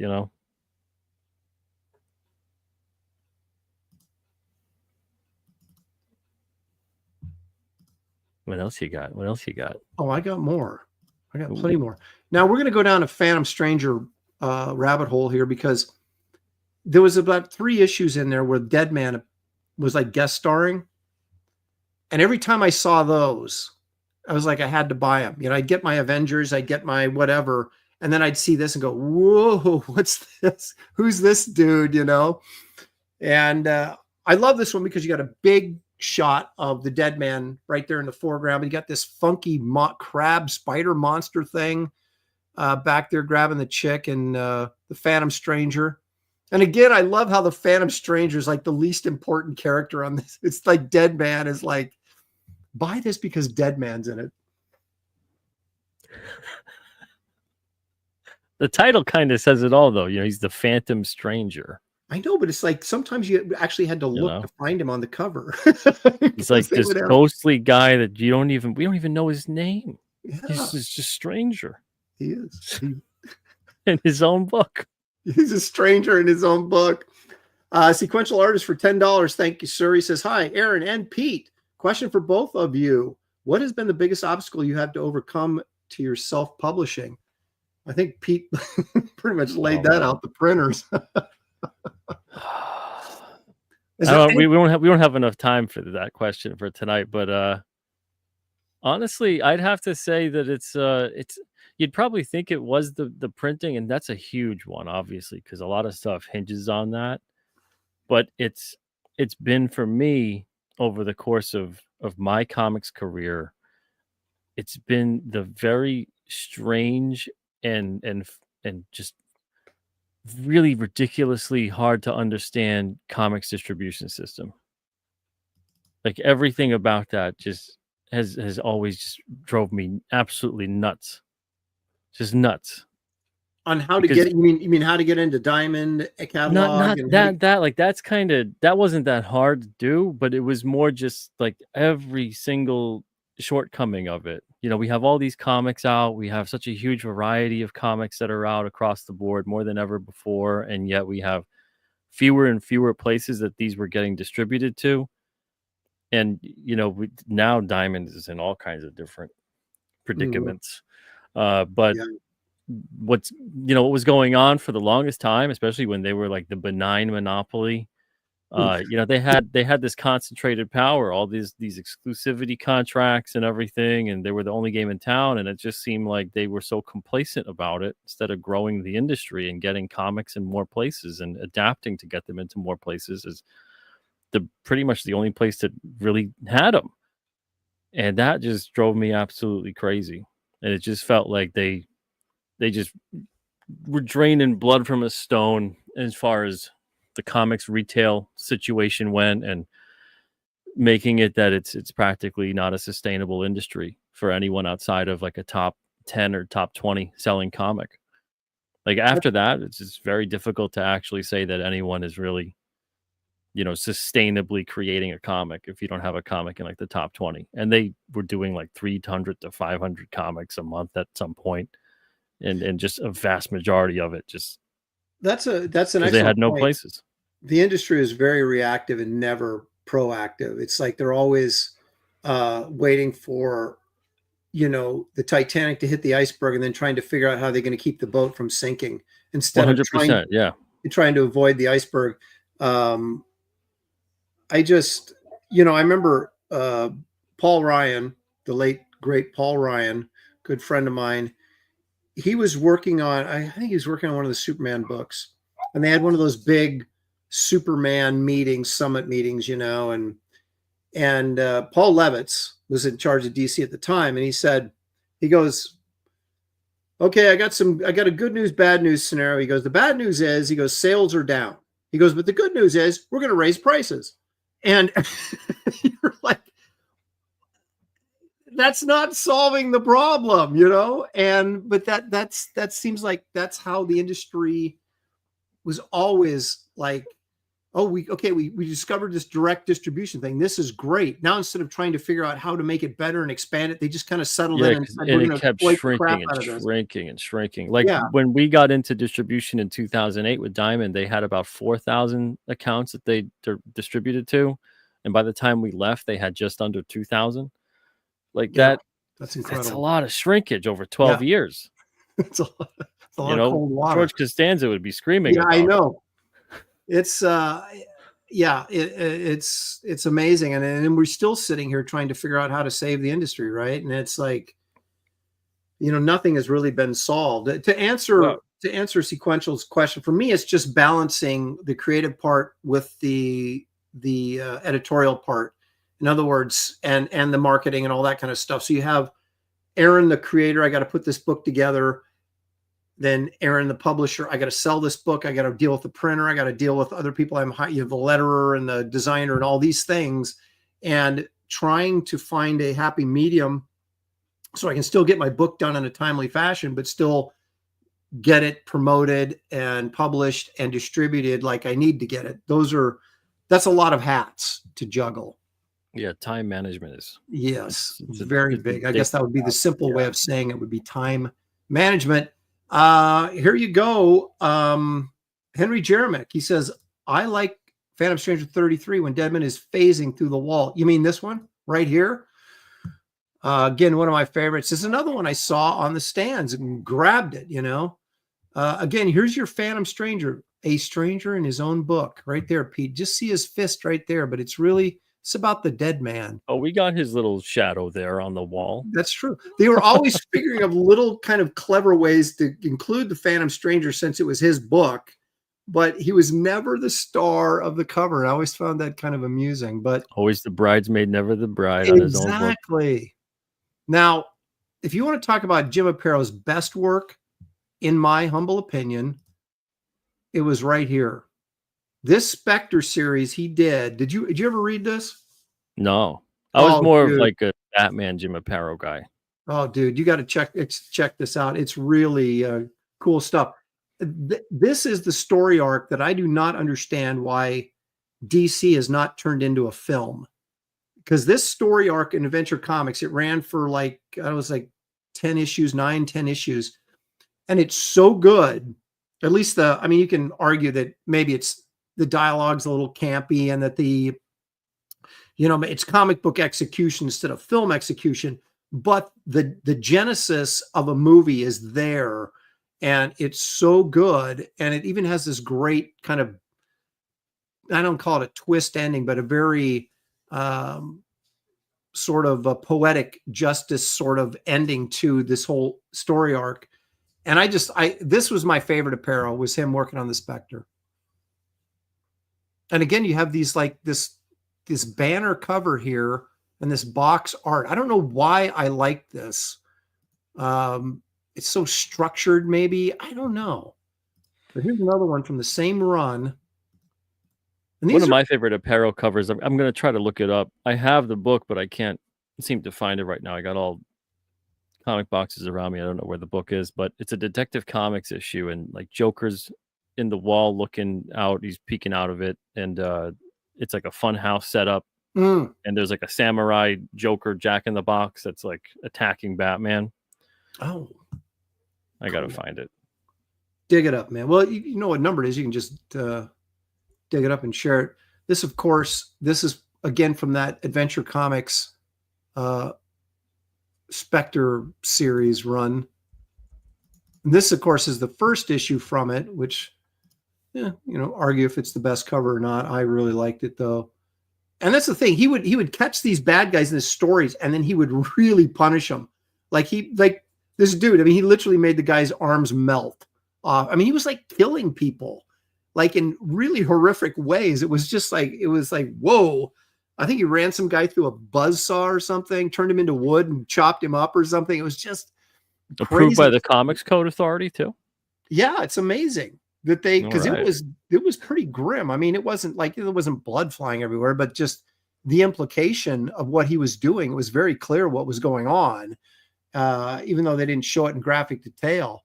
So these were really sort of intense things. And then Jim Corrigan, the cop who is the Spectre, his whole thing through this story is he wants to be human again. He wants to regain his humanity, right?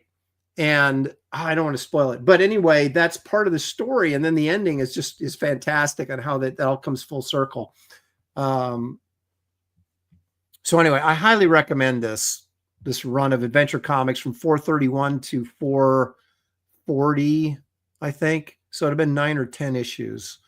And these are also in those, those black and white showcases that DC puts out. They're like reprints of like, they're called Showcase, but it's like Showcase the Spectre. Oh, yeah. It has like all the Silver Age Spectre stories, all in black and white on newsprint. Yep. They have this whole story arc is contained in the Spectre collection in black and white, which is really, really cool. Now, speaking of Batman, this is probably my favorite Aparo cover. And this is off a Treasury. Oh, that's a great one. I love that Batman. That's a great one. I just love that the way when he was drawing Batman into the 80s and stuff, I didn't like it as well. But I loved this version of this early 70s version of Batman he was doing, the 72 to 74 probably is where it was. Just look at that figure. I just love it. And the big long ears, it was like he had short ears, and then I guess Neil Adams kind of ushered in the longer ears, and then they had, Starlin made them really big for the couple times that Starlin did a couple of Batman covers on Batman Family, I think. And then they got short again with Frank Miller, and his ears kept. But yeah, this is and I miss Treasury editions too, man. Have you ever thought about doing a big Treasury edition newsprint thing? Yeah, I've thought about it, but it's it'd be too crazy to put through our printer. That's for sure. Well, and can you imagine shipping these things? Yeah. But I would love to do it. Yeah, the logistics of that is crazy. But it would be awesome. It'd be fun. Yeah. That's for sure. I used to get these and read them to my kids because they were so big, and we'd sit there and, Oh, yeah, it's like a big storybook. Yeah, I was talking, I'd be tucking my kids in. We'd be sitting on the bed reading them this gigantic Spider-Man or this gigantic Batman thing with these huge pictures, and just loved it.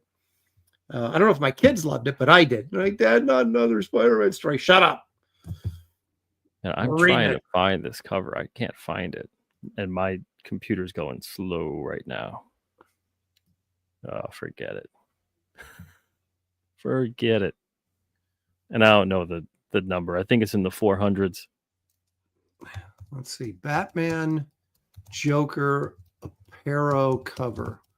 Let's see what comes up. That's what I'm trying to. Maybe you'll be lucky.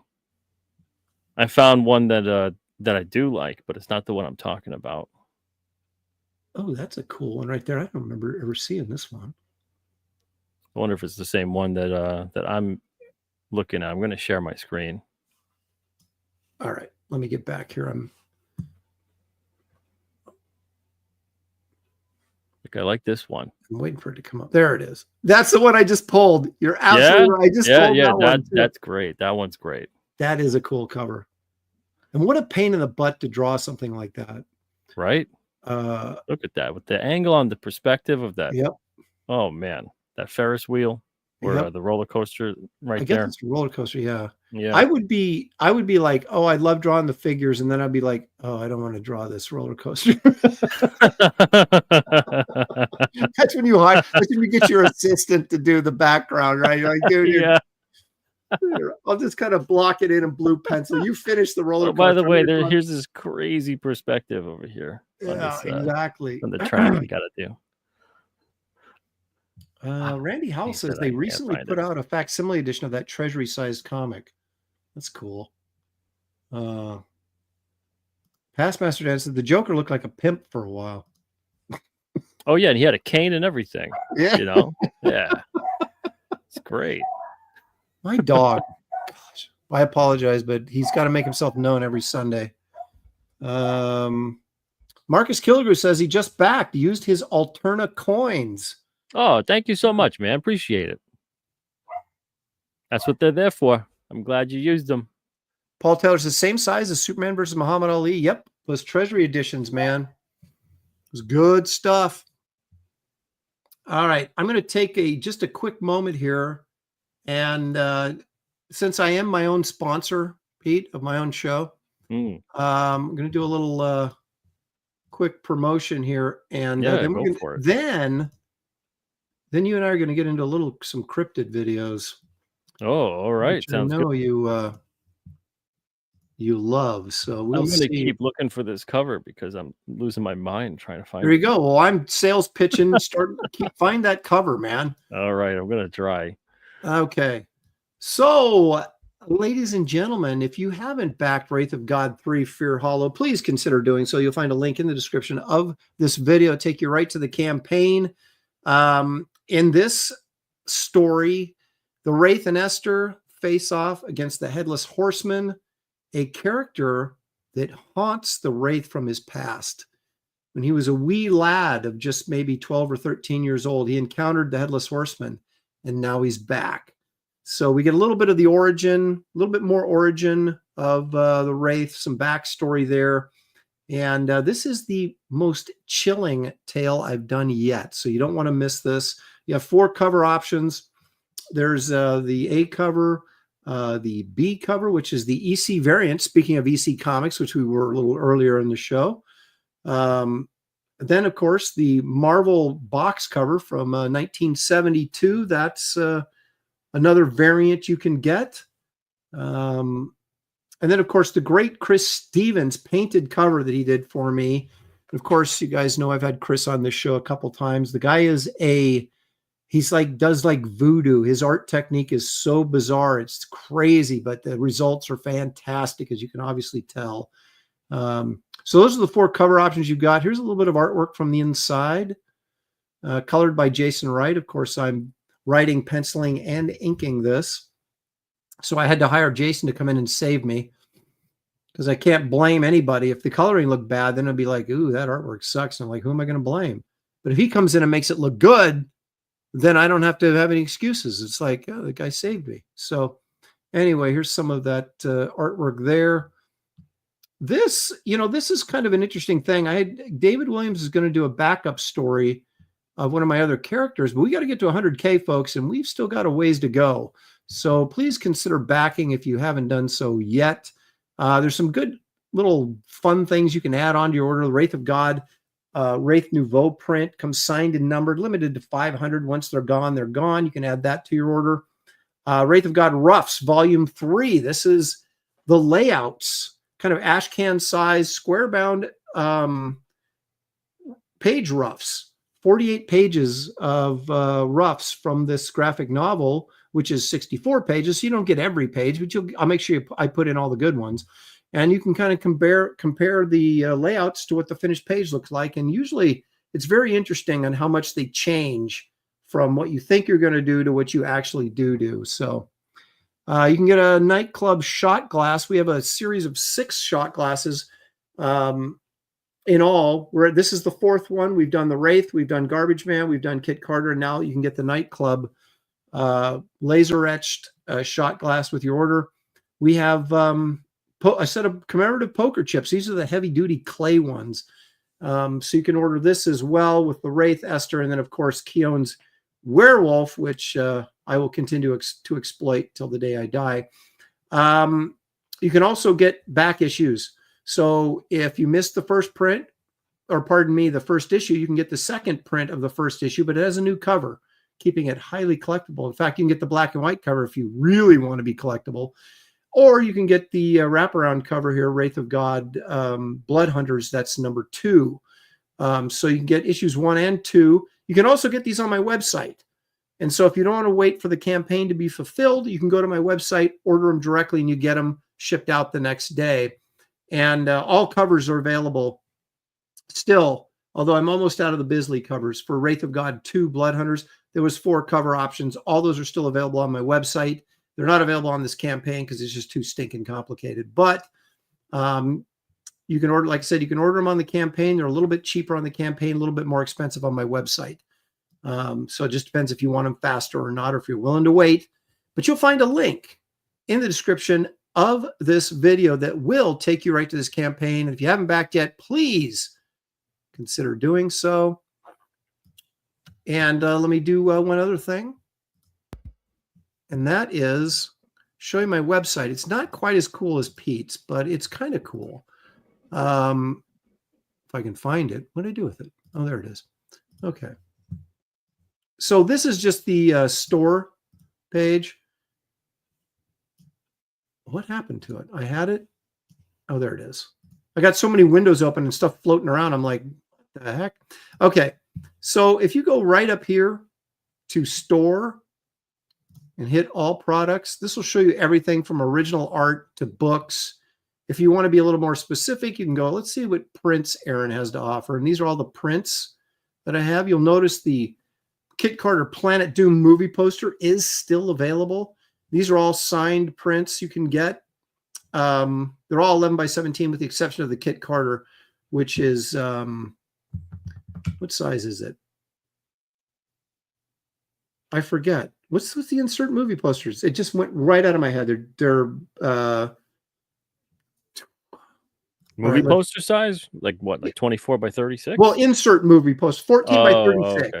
14 the old style inserts, 14 by 36. See, I knew if I looked, I'd be able to figure it out. And there we go. So then all the books you can get. So look at this. You can get all the printings of, or all the covers, excuse me, of Wraith of God 2. You can get the Wraith of God 1 new cover. That's the second printing. You get Garbage Man trade paperback, Power Cubed trade paperbacks are still available. Kit Carter Planet Doom trade paperback, or pardon me, paperback is available of the graphic novel. The Kit Carter sketchbook, my Save from the Trash sketchbook, still available. We have a few Kit Carter ash cans left over from San Diego last year, like 10, I think. If you want to get the comic book price guides that I did the covers for, I've got a few of those. The hardcover is sold out, the limited edition hardcover. I do have some copies of the hardcover that were like overprints, and so they won't be signed and numbered. They won't be part of that run, but you can still get a hardcover if you want a hardcover. There's, I don't know, maybe 15 to 20 of those. I haven't actually put them up here on the website yet, but I'll get those up shortly. And then there's art for sale. And you've got covers, pages. There's Kit Carter pages on here. There's Swamp Thing pages, Justice League pages. Look at that. Superman, Batman, Wonder Woman, the whole gang. Way back in the DC days. I barely remember them. They were so long ago. And then I've got sketches. I'm doing these all the time. Some of them from Graybeard. Some of them I just do for recreational purposes. Yeah, I love these. These are great. So, and then there's illustrations and different things here. So you just follow the little tabs up here at the top of the page. It'll take you wherever you want to go. So anyway, there you go. That is the advertisement portion of our show, Pete. So anyway, nice. Links are in the description of this video, not only for my website and my campaign, but for Pete's King Cryptid campaign on Indiegogo and his website, Alternate Comics, where you can get all kinds of back issues and stuff. You'll find the links in the description of this video. But now, well, let me say this first. Please hit the like and subscribe. We have our largest viewership at the moment, so I'm going to reach out to you guys and say, help the channel out. Hit the like and subscribe. Greatly appreciate it. Pete also has a channel that is called, what is your channel called?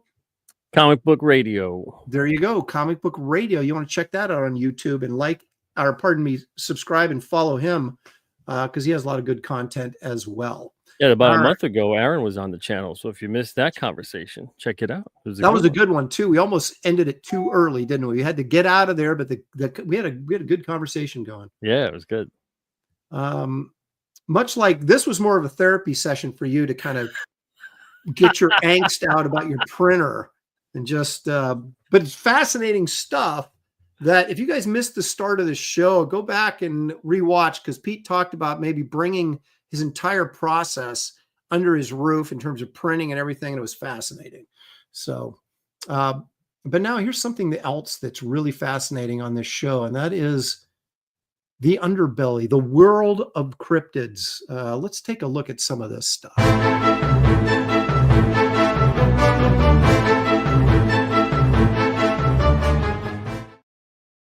Now, Pete, you know I'm a cynical man and I need proof. No. And I'm always looking for proof. Let's see if I found it here. You tell me what you think of this. I wouldn't say you're cynical. I'm already laughing, okay? But I find what I can find, Pete, and I bring it to the masses and for everybody to express their opinions, whether they believe or whether they don't. And let's take a look at this video and tell me what you think of this. All right. All righty, here we go. Of course, it starts off blurry, which is a dead giveaway, but we did a sharp image as we go forward. So, okay, stop laughing about this. Apparently, this is in this guy's backyard. We'll say, oh, wait a minute, what's that right there? What do you think that is, Pete? Now we're gonna get a look at this. What are we looking at here? Oh, is that the rabbit man? What the heck is that? Hang on a second here. We gotta. What is that supposed to be? I don't know. It's not Bigfoot. Okay, let's get the freeze frame again here. Oh man. Okay, is that okay? So we got like ears here and big. Is that a rabbit man? What? That looks like an unfortunate dude who could not find a bathroom. You think that's what is he on his way to a Halloween party or something? It looks like a dude just like squatting over there with his back to the camera. Oh, with his back to the camera. Is that what you think that? Well, I mean, what do we got here? Is that his eyes right there? What is that? Have a hat on or something. You think? Looks like like a hoodie or something going on. I see. I thought it was like a rabbit mask or something, but maybe I'm looking at it completely wrong. I think it's doing some like matrixing with the forest behind him and creating, something. But what I love about videos like this is if they're legit, it's like, let me just take this really bad video and not try to actually zoom in or get a better shot and just like take a split second, really bad, weird shot and be like, we gotta run away. Well, wait a minute. Look at these things. Are those little claws? Maybe what's going on right there? I don't know. It might be droppings. It could be. Wow. This guy might be making fudge in the woods. I think you might be onto something there. There's David Williams is in there. In that case, I would also run away.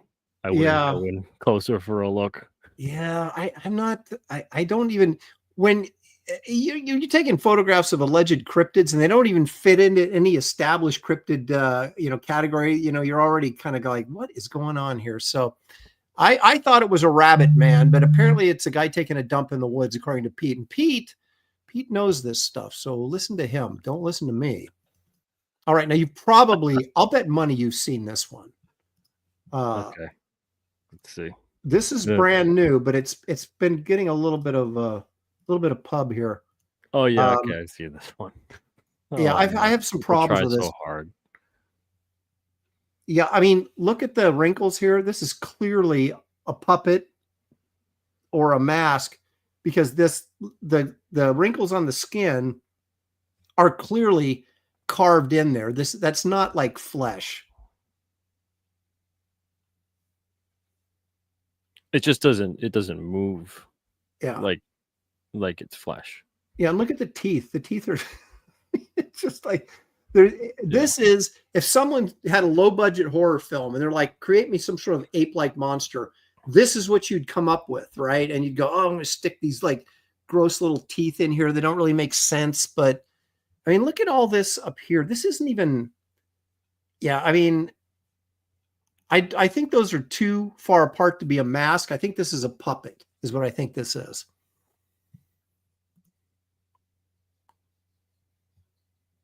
But it was getting a lot of play here not too long ago.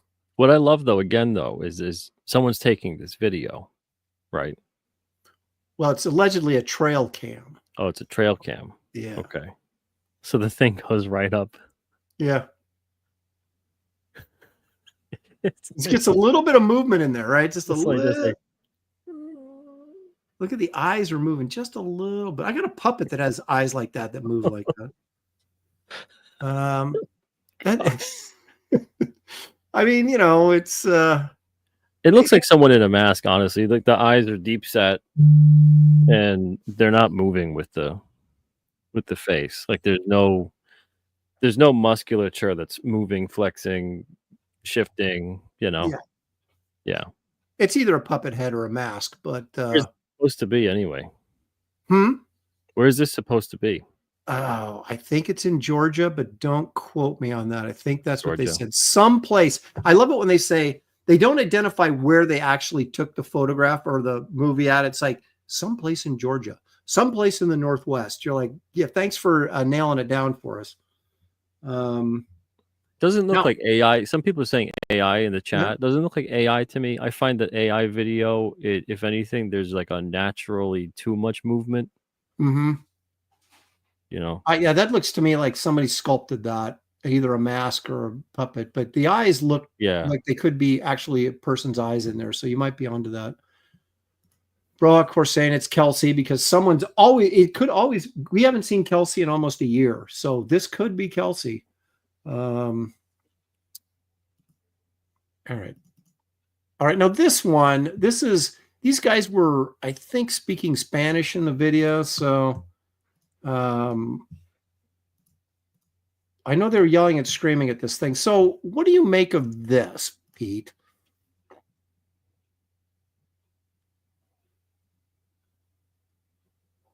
Is that a pan? Is he playing a flute or is he eating something like a... Looks like he's eating something. Is that a puppet?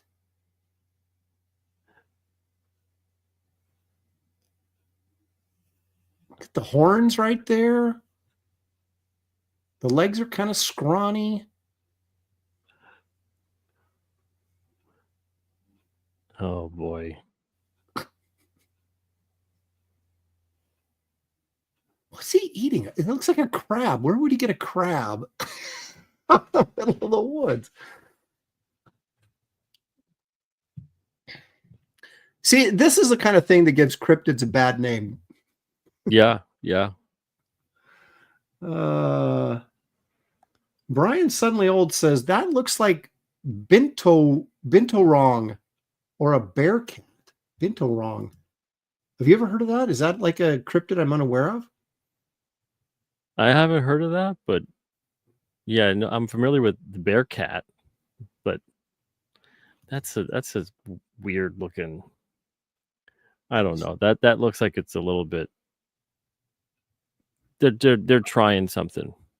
Yeah. That doesn't look like a legit video, obviously. No. Obviously looks like a legit video, but doesn't look like a legit creature. No, the face looks carved, or like it's like, there's nothing going on there. It's just a mask of some kind, or yeah, it's like film students making costume stuff. Exactly. Jerry Rasco says, guy in a costume sitting on a tree branch, straight up Halloween stuff. Yeah, they had fun. They got Spirit Halloween had a clearance sale. And they're like, let's we found this crab. Go up in the tree and pretend to eat the crab. He says, hey man, I see shorts on him. Oh yeah, he might be wearing some pants there. He doesn't want to reveal too much. Waiting for some fava beans, says Eric Boyd. On the other side, if this is a legit creature or being or whatever, again, I'm always fascinated by these videos that you're supposed to just believe that within the context of the video you got this footage of this creature, of this thing, and then that was about it. Like, just came upon this guy up in the tree. Yep.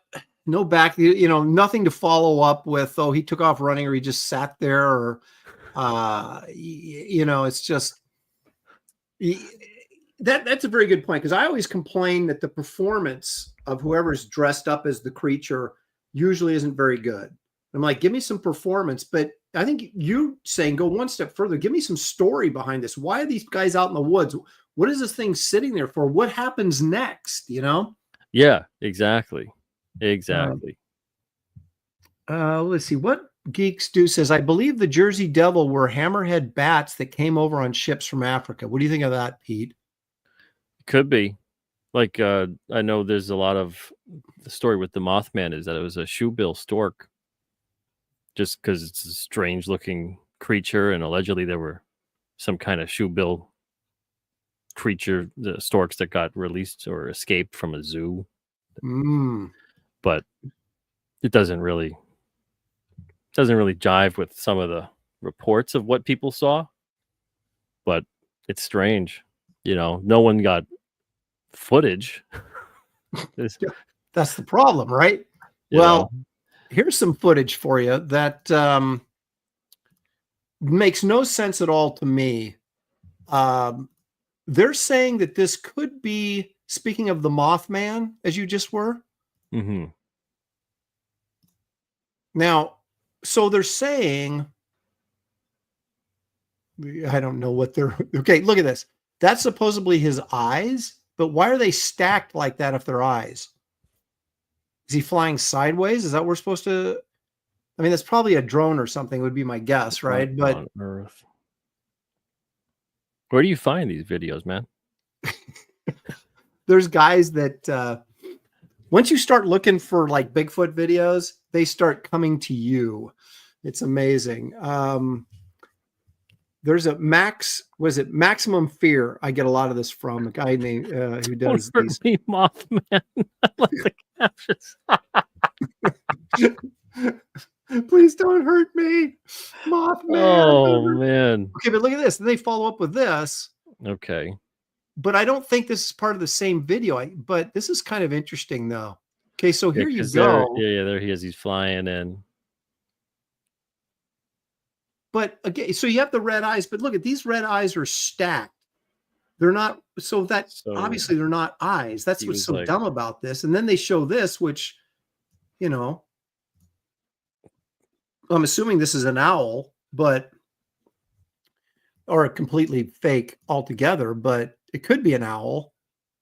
Yeah. Well, if it's an owl, he's going to have some talon marks on him. I know. Sure. I was going to say that your face is history, man. After that, oh no, it's the Mothman.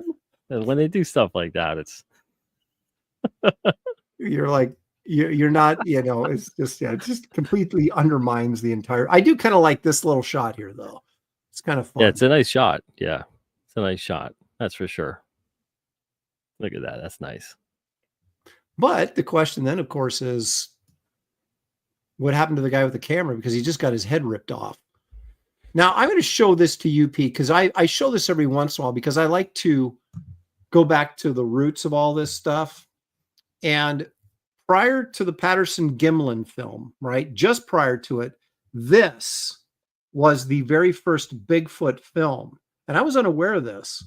And it's as bad as you might expect. I think I've seen this one. Let's see. Yeah, I've seen this one. Right. So, and this guy that did this thing, shot this film, his whole family came out and said that it was fake. And, just basically turned him in as being, this fake Bigfoot guy. And yet we have the Patterson-Gimlin film come out right after this, basing it on the fact that, oh yeah, this was in Northern California. I'm going to go see if I can find him myself. And when this whole thing was a hoax.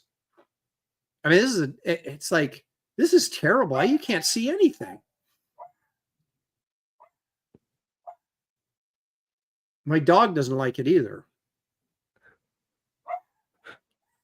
So yeah, apparently this came out prior to the Patterson-Gimlin film. Yeah. That's I wonder if he made any money on it though. It's strange with cryptids because there are real cryptids, undiscovered species of animals over the past 100 or so years that now we're like, like the giant panda, the mountain gorilla. There's all kinds of things. The coelacanth that they thought was extinct. There was stories. There was always stories. Yeah, that kind of stuff. So you have like cryptozoology in that more grounded way, and then you have the other faction of it where you get these things that are like the Bigfoots, the Sasquatches, these kinds of creatures you can't really explain but look similar to something else. And then you get the other, like the Mothman type thing, where you get these paranormal sort of events that surround the creature. It's interesting to me because nowadays you can't even trust footage. You can't trust pictures. No. You can't trust any of that. Yeah. And now it's not like it was before where, someone makes up this story about what they saw and they'll actually get positive attention for it. Back, 20, 30, 40, 50 years ago, you really wouldn't have gotten positive attention for that. So it's really difficult to discern all this stuff as being legit or not. But it's interesting to me only because we have cameras everywhere now. And, not like I'm a fan of that, but you figure they'd catch something that was more legit, even on like what animal is this? This is strange. Mm-hmm. So much of the stuff looks staged. It looks like it doesn't make any sense at all. If you compare certain elements to the creature, to the background, to other things, the size of the creatures that they say that they allegedly are, you could tell that's not the size of that creature. So there's all these kinds of things where it's unfortunate, but there's definitely stuff we haven't discovered. There's definitely stuff that maybe we think is extinct and it probably isn't. But there's always that element of what can you trust? And then we get the other part of it where we do know that they've done experimentation on animals, people, all kinds of stuff. And they're doing genetic experimentation all the time. Which brings me Lord knows what they create. Final question of the day here before we end this fantastic show we've had. Have you heard of the melon heads? Yeah. Okay, so the kids that were experimented on, the big heads, and they escaped into the wilderness of, I guess, Pennsylvania, and now they're like cannibals living in the woods or whatever. Yeah. I found that I just discovered them like a couple weeks ago. Well, maybe a month and a half ago. I was like, melon heads, what the heck is that? A chilling tale for sure, but a tale for another time, Pete. Yeah, there's all kinds of weird stuff. Yep. I want to thank you for coming on. It was great fun, as it always is, getting to chat with you. It's always eye-opening when it comes. We talk a little bit about production and the things that are going on there. You always seem to be ahead of the curve, so I always enjoy talking to you and finding out what you're up to. But I want to remind everybody again that Pete's Cryptid, King Cryptid campaign is currently open on Indiegogo. You'll find a link in the description of this video. Also, his Alterna website. There's a link there. They'll take you right there. You can order back issues, all sorts of great stuff. It's a great website. You guys go check it out. And the same with Wraith of God 3. My book campaign is still open, and you'll find a link in the description of this video for that, as well as my website where you can get back issues for my stuff as well. So support me, support Pete, support your indie community. We're out here working hard to entertain you guys. So appreciate the super chats. Yep. Appreciate you guys joining in and being a part of this. Couldn't do it without you. But enjoy the rest of your Sunday evening. Be safe, and we'll see you right here next time on Aaron Live. Good night, everybody.